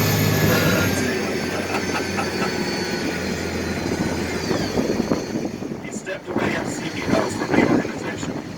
He got caught up in the Me Too movement. Well, which casino owner did not? Most of these buildings, most of these windows at the Encore overlook this gorgeous beach club, which is coming up on your right side. There is a famous DJ who loves to perform at this beach club. They call him DJ Diesel. You know him as Shaquille O'Neal. He is Shaq, loves to perform right here on your right side, about 6 times a year. But if you look up to your right, I'm going to show you some of the highest priced hotel rooms on the Las Vegas Strip. Look up to your right now, where the windows bulge out at this mansion and face us right now. The top 16 units, or 32 floors, they are 4-bedroom suites. They're over 6,000 square feet each. They're all 2 stories tall, with all amenities included. They can run between 35 and 50 grand a night. How much? Now, if you can't afford that, Oprah, come down to the bottom 10 units. Those are only 2-bedroom suites. They're single level. They're still over 3,000 square feet. That is still larger than my house. Those can run between 10 and 15 grand a night. Now, if you think this is a lot of money, somebody who's staying there like Oprah needs to get back to the church and Jesus. There's going to be a cute little Catholic church coming up on your right side of us as we pull forward. That church will take donations of casino chips in their donation plate. There's a gentleman at the church, his only job is to take the casino chips back to the casino and bring the money back to the church. Do you know what they call him? Why, he is their chip monk. Not too cheap. If you did not enjoy that joke, this is your stop. You may need to go visit that little church. Pray for a new sense of humor.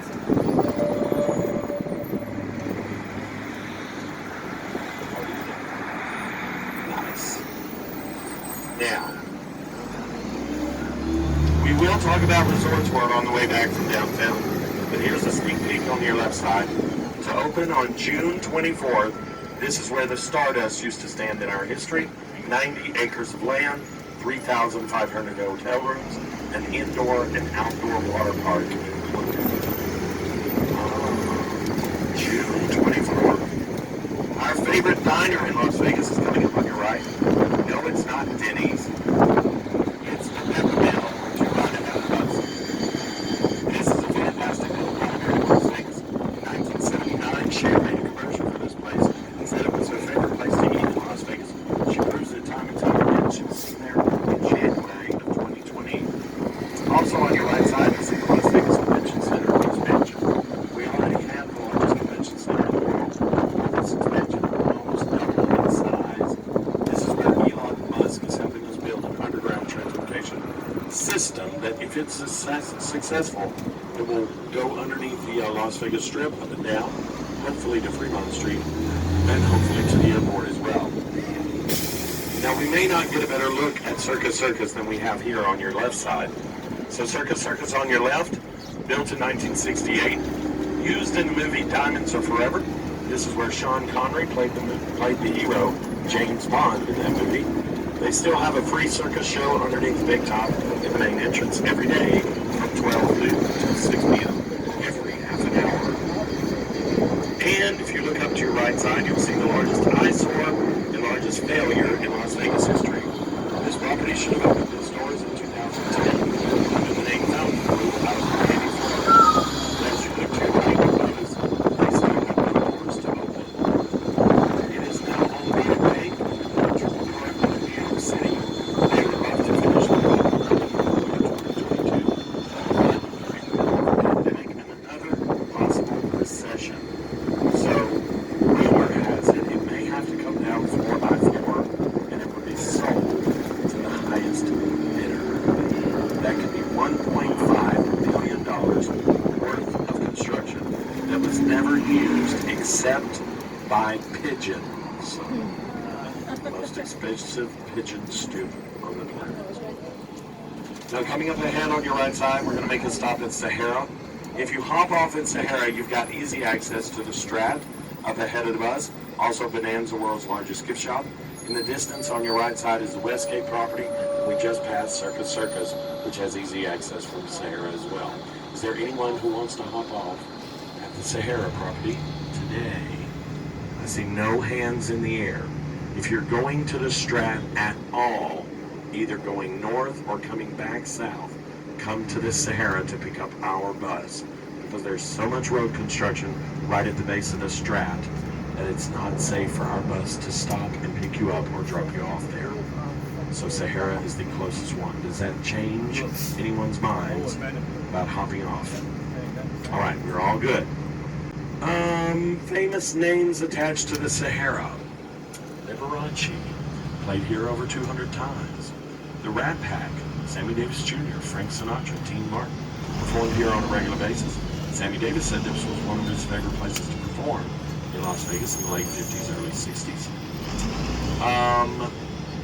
A very famous Hollywood starlet named Anne Margaret would perform late in the 1960s here and invite her favorite friend or buddy over after the shows for a visit. Who's that favorite buddy? Elvis Presley. Oh my. Everyone thinks that Elvis Presley was only married once in his life. We may beg to differ here in Vegas. And then, of course, the Beatles stayed here in 1964 when they performed over at the Las Vegas Convention Center. The only time the Beatles ever stayed and played in Las Vegas together as a band. So a very historic property. 1952, Sahara.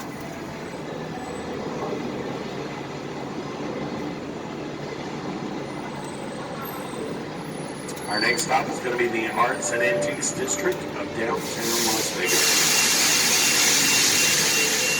Questions?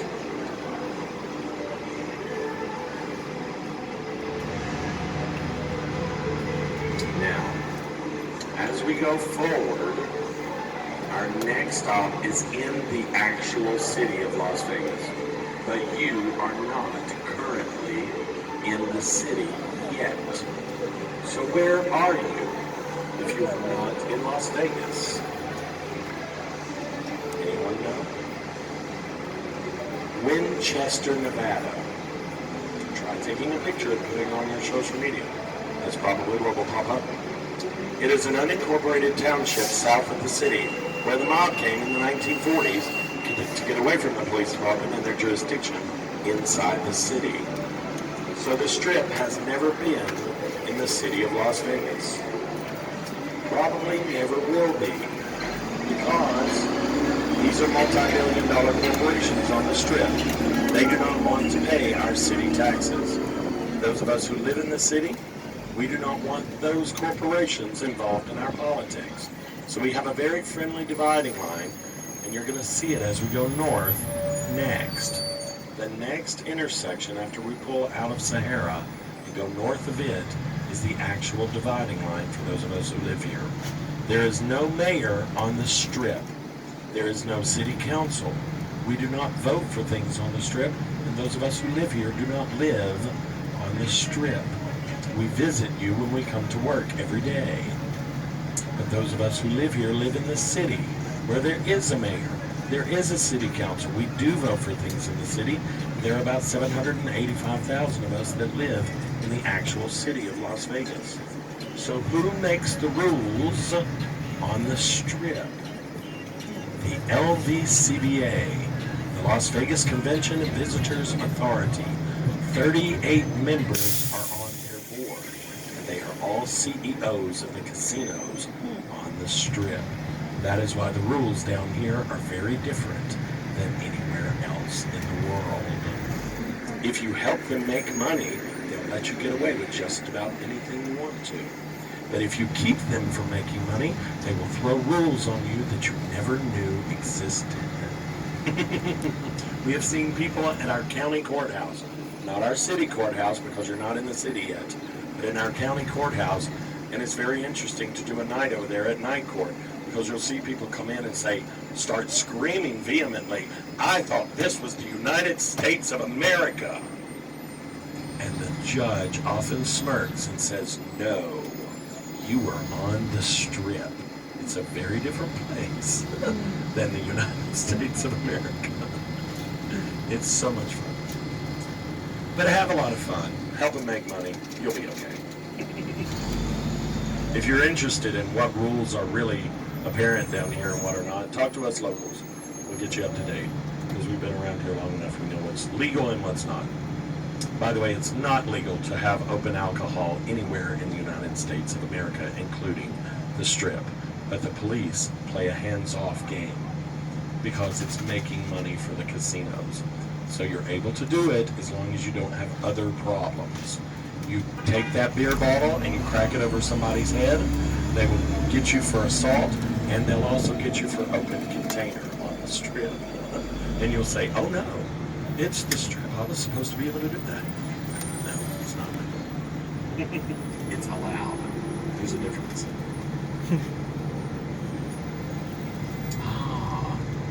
A little bit of traffic. We got this crazy construction going on. Urban renewal is happening right now in Vegas. I don't know why they've waited till right now to do all of this, but yeah, that's what's going on. The bus, as we make this turn, you're going to see into the actual city, and the next property is inside the city limits at the Strat. The Strat is 1,149 feet in the air. At the top of the Strat, there are 3 thrill rides. For about $40, you can ride all 3 thrill rides all day long, up until about 2 a.m. in the morning. But if you look near the top and you see a blue platform, and you see someone strap in and they jump, they have paid to do so. It is called the Sky Jump. It is 855 feet by 2 guided cable car wires down to the platform below. They will charge you $120 to jump off the platform. They will make you sign your life away, and you will need an additional $25 at the end of your jump for your new pair of pants. Because as my southern mother would say, that is what an accident is, son. First you say it, then it happens. But if you're not a thrill seeker, there's an observation deck up there. For about $20, you go upstairs and see the entire 600 square mile valley, which is Las Vegas. I say do it at sunset or later. It's absolutely gorgeous. You'll see why we call them the Las Vegas lights. By the way, the Las Vegas lights are not just about the Strip. It's about the entire valley. It's amazing to see the lights of the valley, and you can see almost every single one from the top of the Strat. And there's also a little restaurant up there called Top of the World. Amazing food and an absolutely gorgeous view. 360-degree revolving restaurant. They do make you get dressed up just a little. It is a little pricey. Business casual up there, but it is well worth it. And of course, there's a little chapel, 107 stories in the sky at the top of the Strat. Yes, you can get married at the chapel in the clouds. Everybody say, "Oh." I don't suggest doing it, honestly. About a half an hour into your brand new relationship, and it's all downhill from there. And everyone in your wedding party has the option to jump. That cannot be a good thing. We don't need to see Grandma or Aunt Margaret on the blue platform because you did not choose the right life partner. Don't jump, Grandma. Over.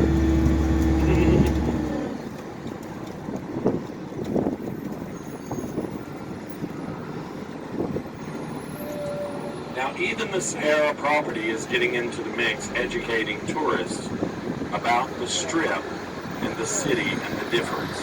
Because Sahara has taken on a new motto, and you're going to see it as we go by here on the construction wall on your right side. It says the Strip starts here. So they're telling you that you are now on the Strip and outside of the city of Las Vegas.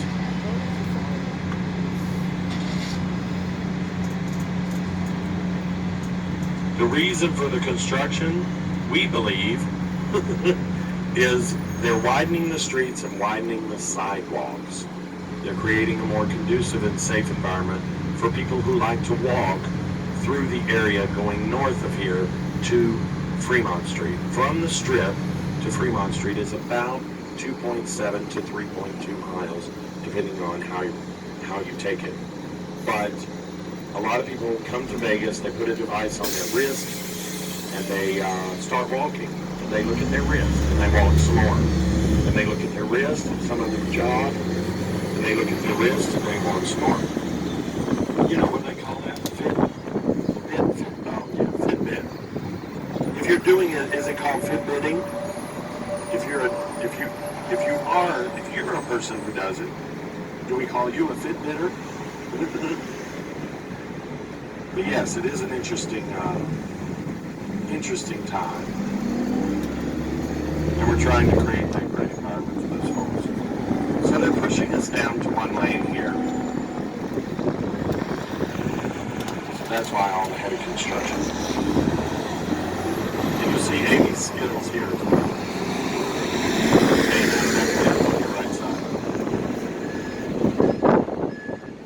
Under a brand new archway called the City of Las Vegas Archway. And if you want to take a picture of it, it's less than 7 months old. So get your cameras ready. We're going to go underneath this archway. Your blue wedding chapel's on your right side. So if you get a good picture of this archway, or a video of it, put it on your social media. Use the hashtag yeah. Somebody has it, yeah. Once they've been here in the last few months.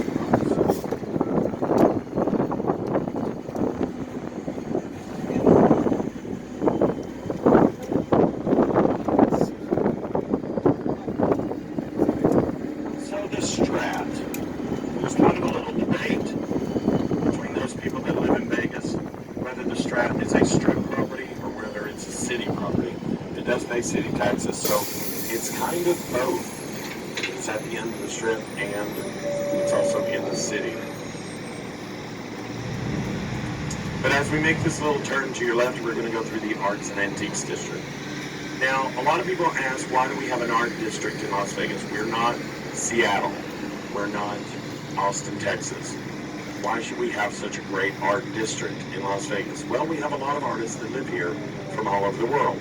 They come here from Africa, from Asia, Europe, North, South, and Central America. And they live here because they work on the Las Vegas Strip shows. They do the props, the sets, the hair, the makeup, the costumes. See, it's easy to understand how performers would be from all over the world. But the artists, the people who do the behind-the-scenes work, they're also from all over the world. So they live here now, they're part of our culture. We love that. So, the fact that that is the case, we want them to have their own area to do their own stuff, away from their bosses, from their co-workers. And this area is theirs. It's called the Arts District. And for the next 3.5 miles, you will not see a single casino as we go through the Arts District.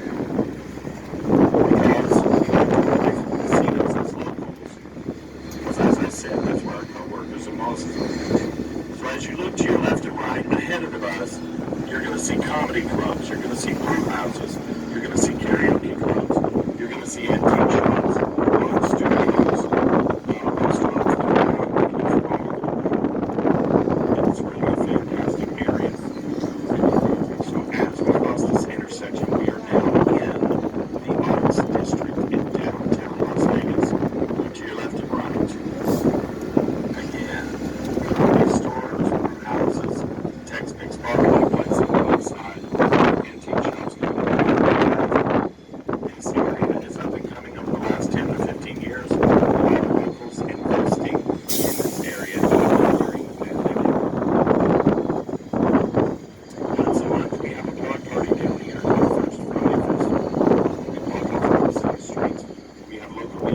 Local artists, and local food trucks who come down here and help us celebrate. Now we are going to make a stop at the Rebar, which is a bar that doubles as an antique shop in this area. Is there anyone who wants to hop off in the Arts and Antiques District? Spend a little time and explore. No hands are in the air on top of the bus. That means we're all staying on board. Some of you have concerned looks on your faces. Like, is this a safe area? It is, but look down to your right. There is a body piercing and tattoo joint that will give you a piercing or tattoo for $10. That is the most unsafe thing in this area. I live here and I don't trust it. Authentic Mexican food on your left side, Casa Don Juan. On your right and left, Antique Alley and Retro Vegas. As I said, once a month we have a block party down here. We have about 30 to 40,000 locals that will come down and help us celebrate local Las Vegas culture. All the art that's on the buildings around you right now is created by our local artists, and it is not regulated by the city at all.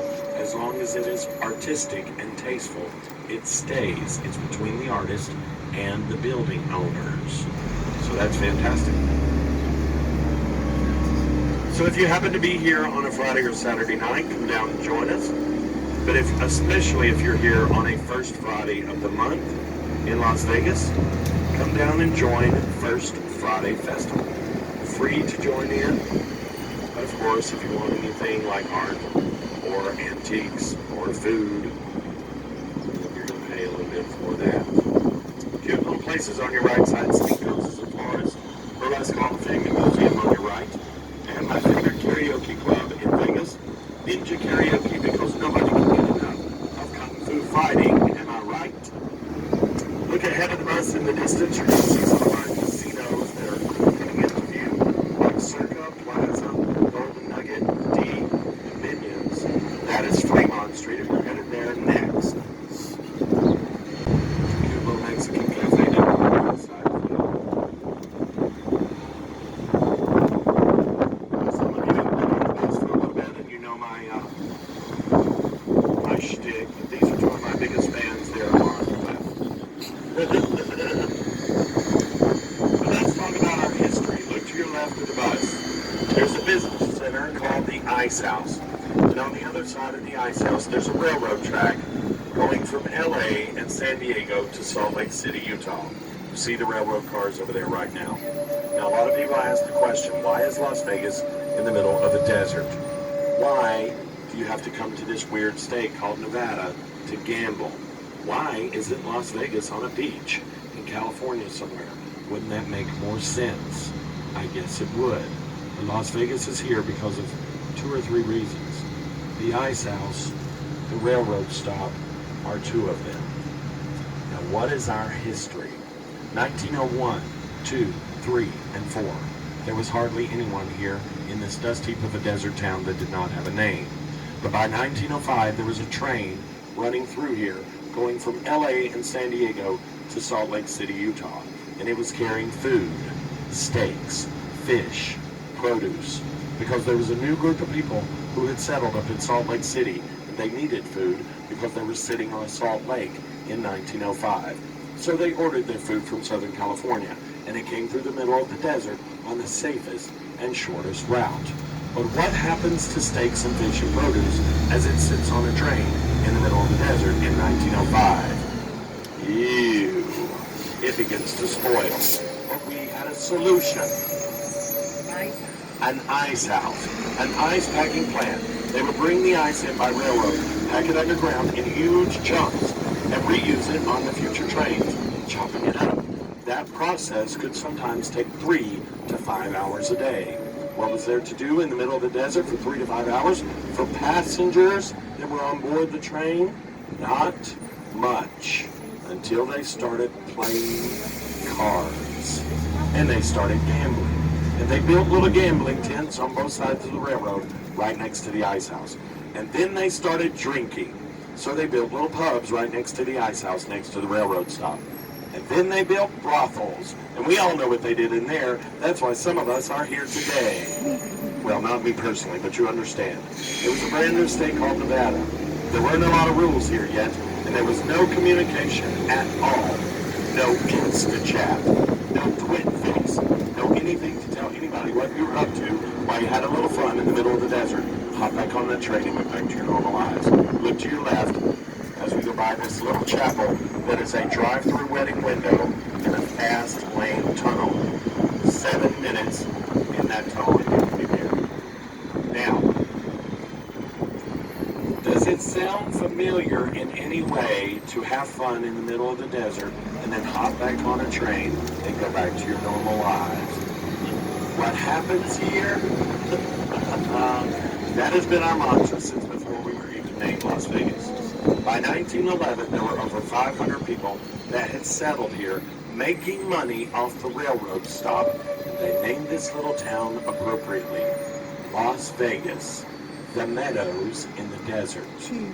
By the time we got to 1931, it didn't just double, triple, or quadruple. It went from 500 to over 8,000 residents, telling their friends to hop on the train and come here and gamble as well.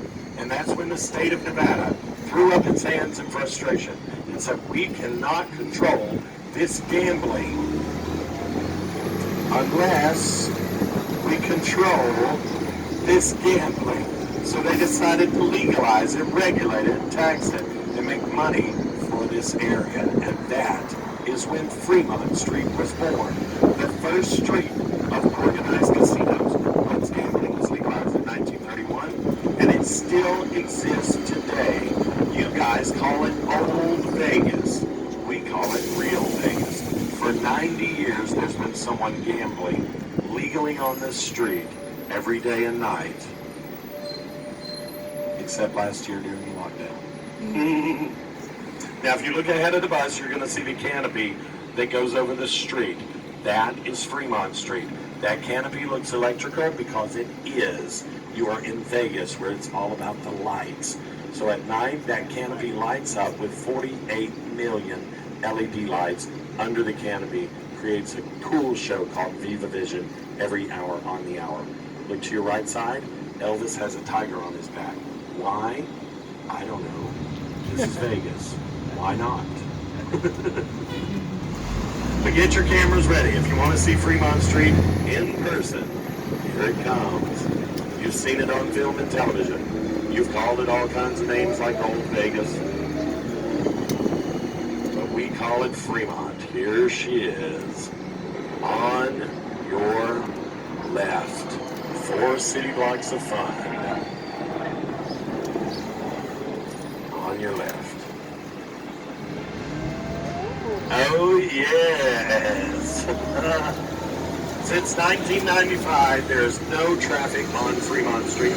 It is walking only, and it's only 4 city blocks long. So why do locals love Fremont? Because of its history. Well, why do you love it? Because it's less expensive than the Strip. Less expensive drinks, less expensive restaurants, less expensive retail. And if you get so intoxicated down here, you can't do anything else, less expensive hotel rooms. And if you're a gambler, there's a higher rate of return down here than there is at any casino on the Strip. Now our next stop is at the Mob Museum in Fremont. Is there anyone who's hopping off to explore Fremont Street? Savvy and smart shoppers, yes. Don't forget, we've got buses coming around every 40 to 50 minutes. That is a 45-minute window. Hop off the bus, look at your watch, do the math, come back to the same stop. Question? Where would you recommend eating? Anywhere, honestly. The cafes in every casino are good. They'll have good Americana food for you, not a high price at all. If you're looking for a great steak for cheap, Tony Roma's over at the Fremont. It's a fantastic steak, $12.99. Be very careful. Please wait for the bus stop. Right, here's the stop. Thank you. It's good, isn't it? Oh, it's in there. That really is. And again, if you want to learn to make pizza like that, go to a school in San Francisco. About a 3-hour course is about $5,000 or $6,000. He teaches chefs basically. You know, if you're ever at Palace Station, he has a place there called Tony's, which is very close to that.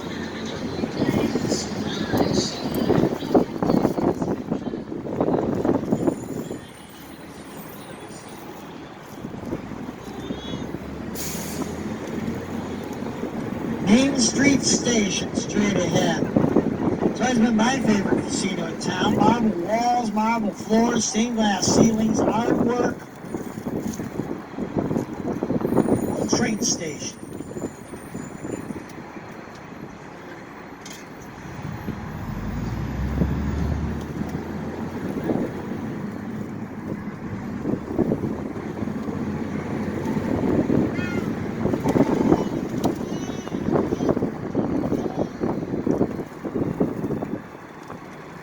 nice job restoring and refurbishing all these places downtown.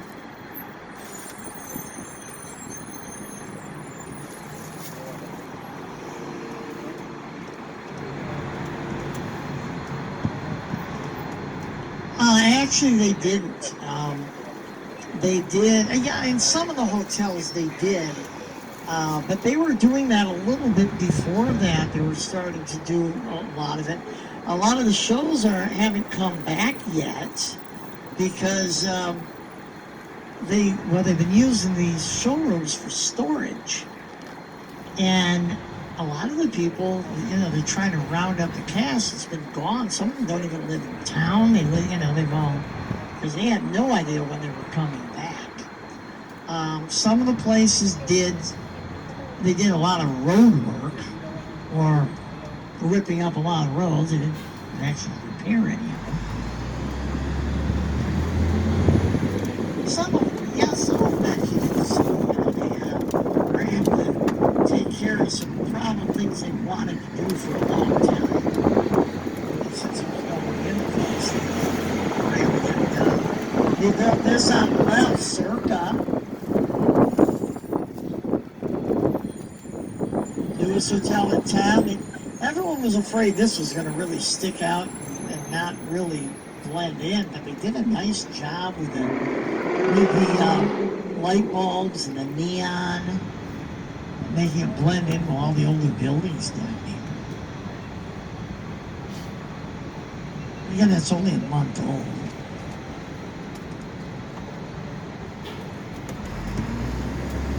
Say at night.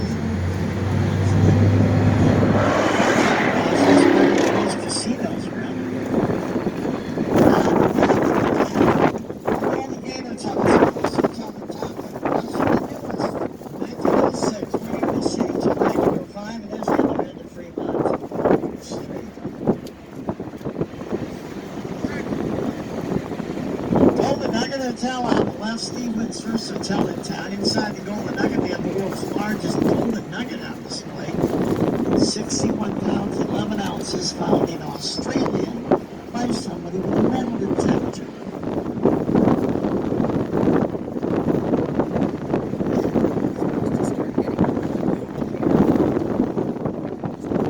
Smith Center for the Performing Arts on the right. We're the biggest city in the country without a performing arts center. A lot of people wonder why we might need one. You don't tend to have full-length Broadway plays or symphony orchestras in the hotels and casinos, and that's what you'll find here.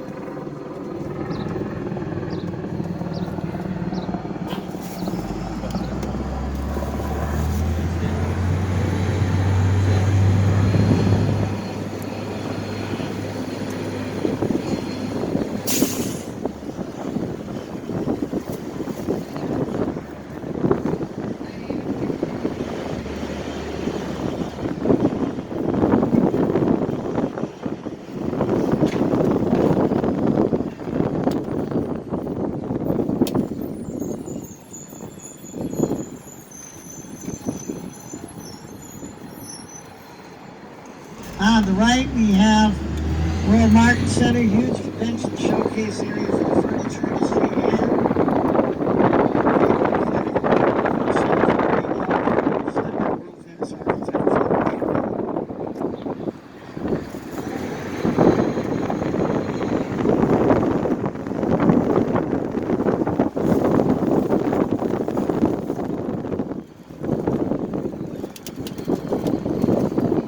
And most of these buildings are basically support businesses for the hotels. They have ambulance supplies, they have many electrical painting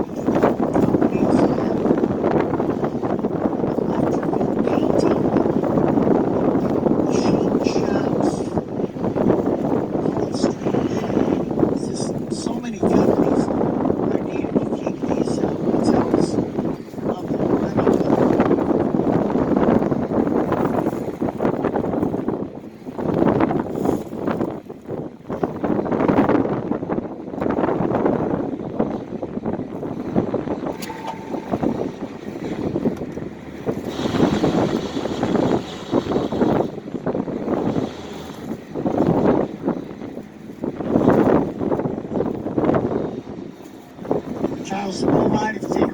Charleston Boulevard, you have about 20-minute drive to Redwood Canyon. It's a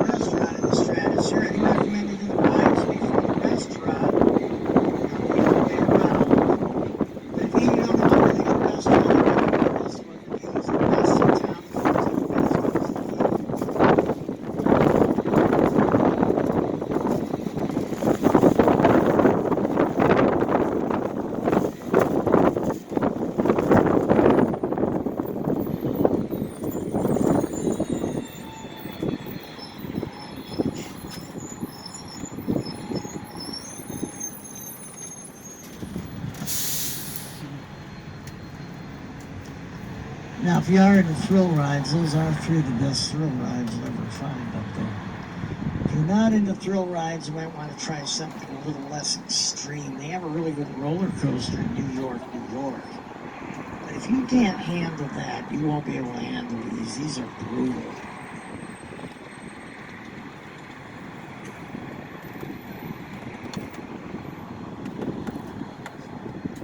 Somebody told me the other day, this person was heavily into thrill rides, has been on every thrill ride in every city in the world she's ever been to. I asked how they were. She said they were horrible.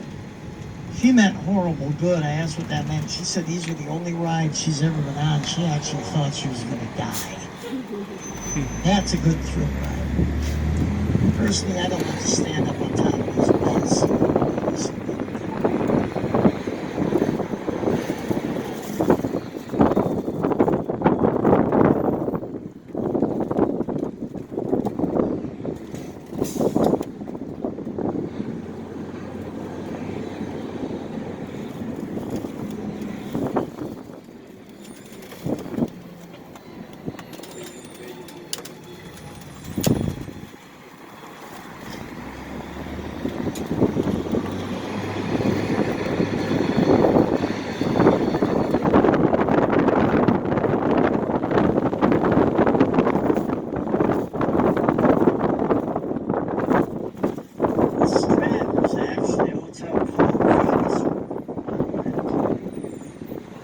Massive windstorm. The sign blew down in the 1980s. Bob Stupak was going to build the world's largest sign as an advertisement. Saw one of these in Australia and decided to build this instead. It was built in about 1993. 1,149 feet tall. One of the rides are coming out right now.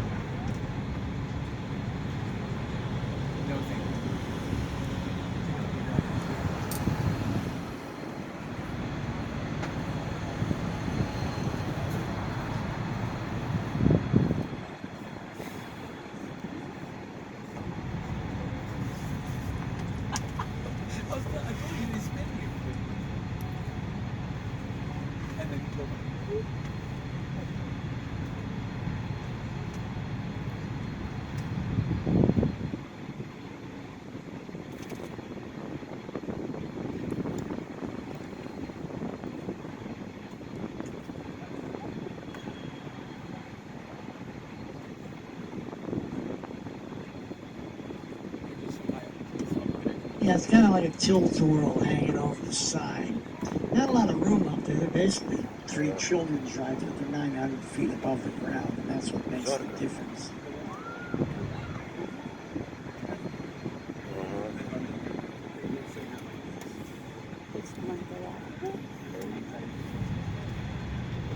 Закон подлости.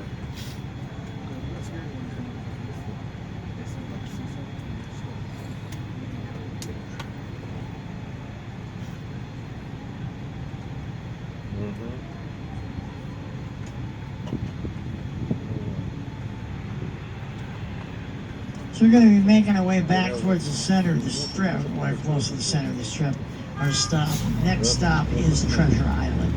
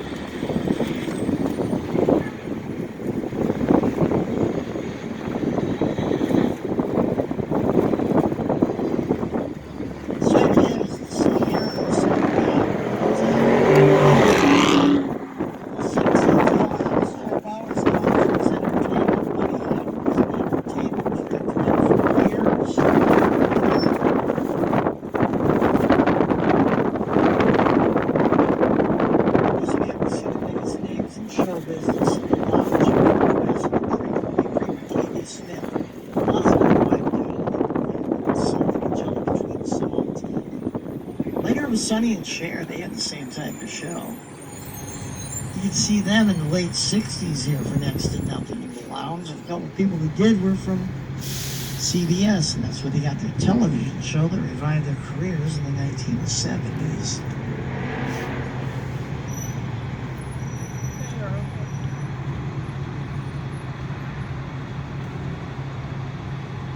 Beatles made their only appearance here in Vegas in 1963. They stayed at the Sahara on the top floor. Some of their fans tried to, they rented a suite below them and tried to scale the wall to get to the room.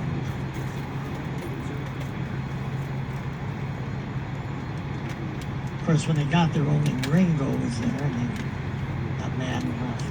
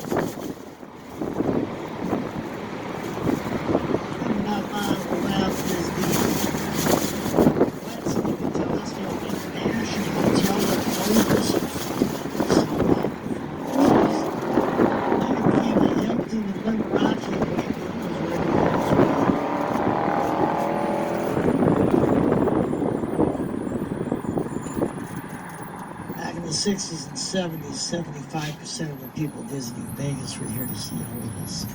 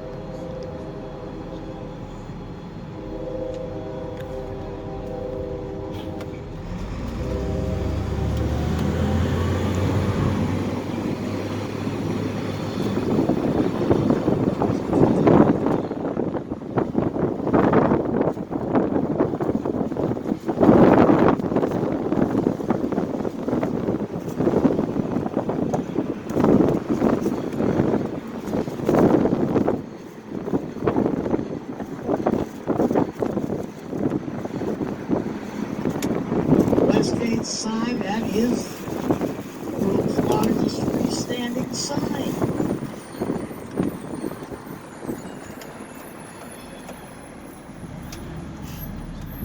By the way, Elvis's suite was at the West Gate, right below the E.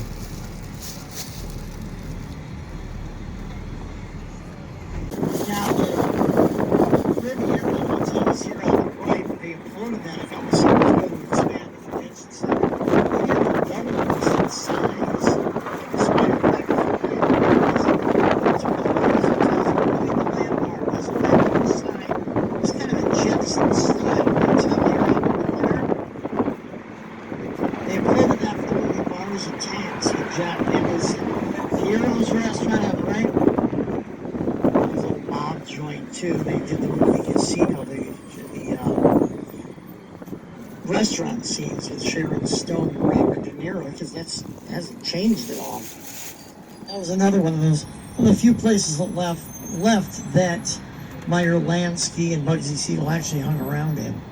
There's a few of those, but not too many left anymore. Usually the mild joints can tell they don't have any windows in the place. It's still one of the best restaurants. It's on the Pia Zadora's Park. Remember that? And you can see her in the piano bar on there on the weekends. Encore in the Wind in the distance. Encore in the Wind was the site of the Desert Inn. That's where Howard Hughes lived for many years. He lived there for 2 years before management tried to kick him out. He didn't go quietly. He bought the hotel and fired everyone that wanted him to leave. See the movie The Aviator? It's all about Howard Hughes. Much of his early life and much of his early life here in Vegas.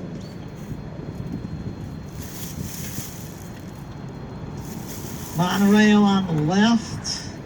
It's supposed to be opening. I've seen it running. They're probably testing it, but it's supposed to be open the 28th. Goes from the MGM through Bally's to the High Road, and then it curves off and goes over to the Las Vegas Convention Center. It's worth it if you go into the convention center, but it is missing about half the strip if you're not going to the convention center. Howard Hughes was responsible for turning Vegas into more of a Monte Carlo resort-style town, whereas before it was more of a cowboy town with sawdust-floored casinos.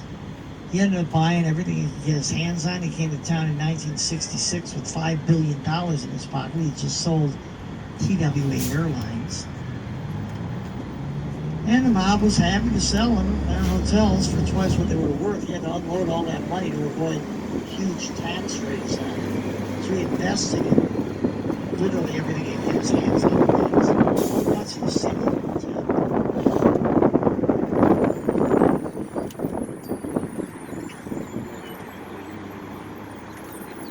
Straight ahead on the right, the Desert Inn Golf Course. Home of the Bob Hope Desert Classic for years. It's now owned by Wynn. They were actually ripping the golf course out in order to put in a water park in a 38-acre lake and water skiing. We started ripping that golf course out. New management took over and they changed their minds. They put the golf course back in, but they're missing 2 holes because there's a building on top of it now. So they're trying to redesign the course, which was actually designed originally by Arnold Palmer.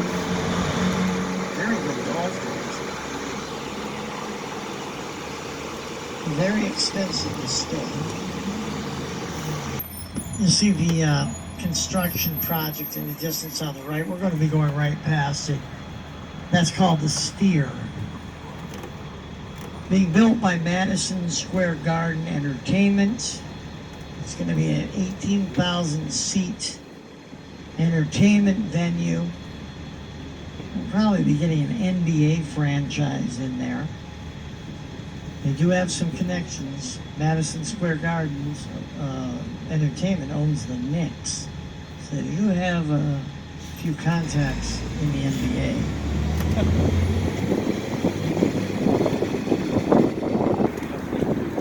This new entertainment venue should be open next year.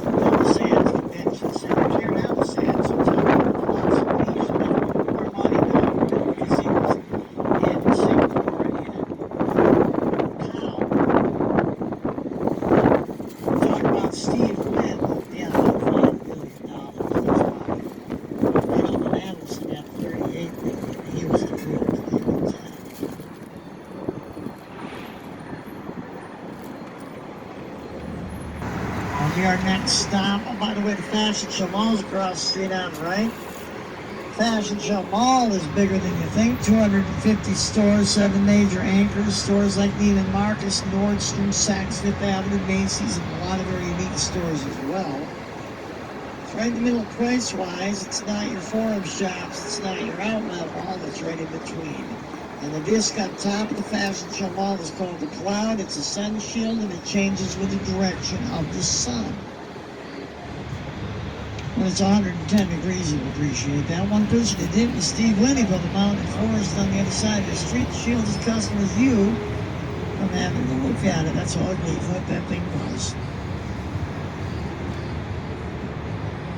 Coming up will be our stop for the Mirage, Treasure Island, Palazzo, Venetian, Madame Tussauds Wax Museum, Whitney Encore, and the Fashion Show Mall. If you're going to the Madame Tussauds Wax Museum, you go up the elevator across the bridge. You're at the Venetian, and that's where Madame Tussauds is located.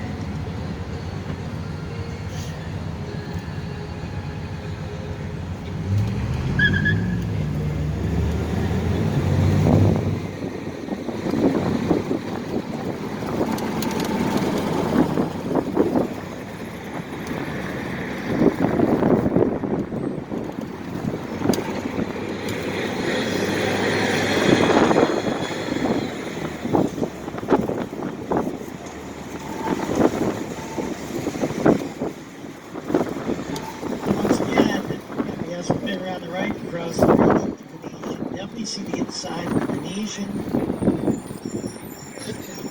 A little recreation of Venice. The detail is incredible.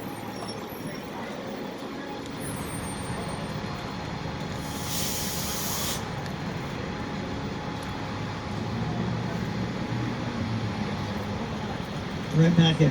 One thing is there's no stopping on the strip. Uber, taxis, they all have to stop away. There's a $500 fine for anyone stopping, except for the city bus. So if you're waving down a taxi on the strip, you're not going to get one.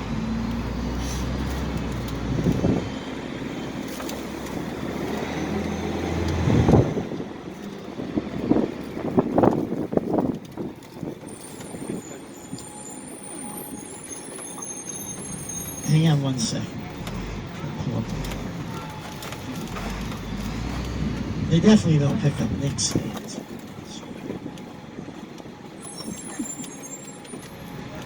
It's often thrown items. Here we are. This is our stop. Good place to stand up, and there's the pools right there. Here's our stop for Treasure Island. Have a good one. Making our way to the Excalibur coming up next.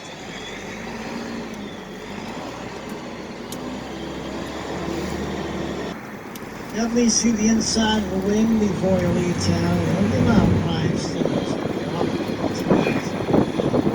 Anywhere, it's very difficult to achieve a 5-star rating.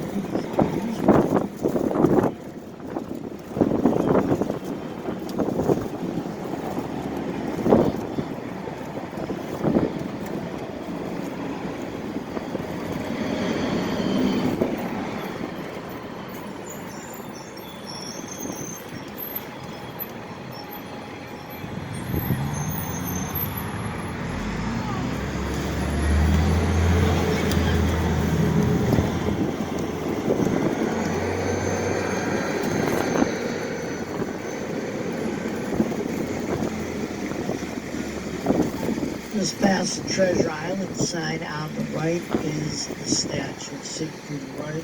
It's the Mirage. Siegfried and Roy performed with the Mirage for many years. You can still see the white tigers of Siegfried and Roy's secret garden and dolphin habitat.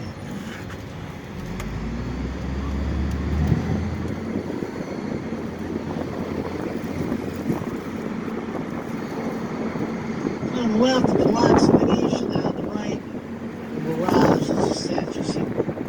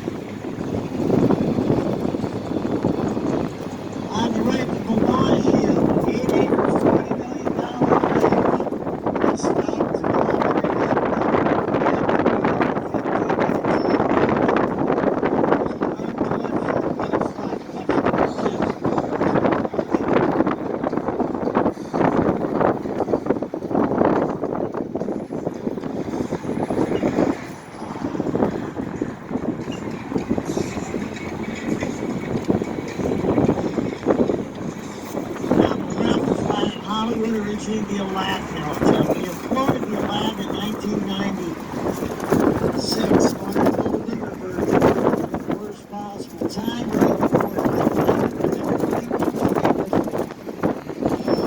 decided Hollywood bought the property, turned it into a movie-themed casino, and opened it up the way you live. You stay there, they give you a list of movie titles. You win one, they give you a title of your hotel room.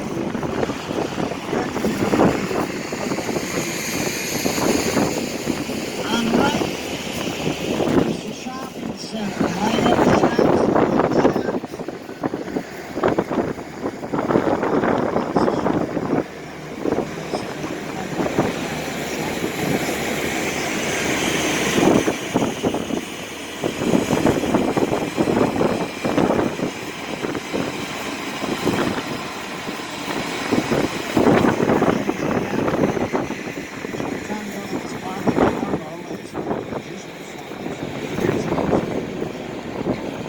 MGM Resorts spent $550 million last year renovating the casinos.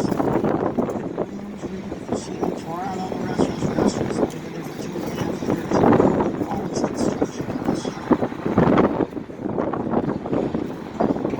New York, New York.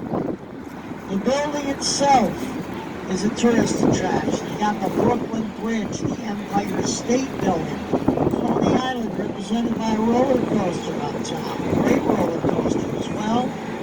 The Statue of Liberty's moved there, still replica of the bridge.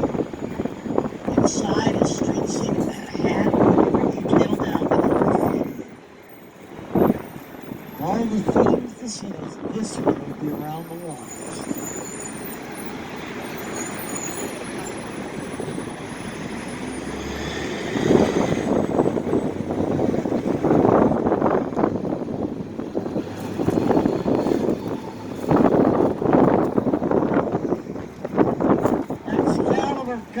Excalibur's the King Arthur Castle Casino.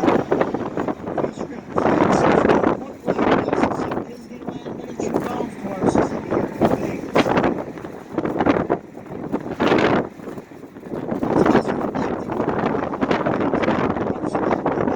All themed casinos, all very unique inside.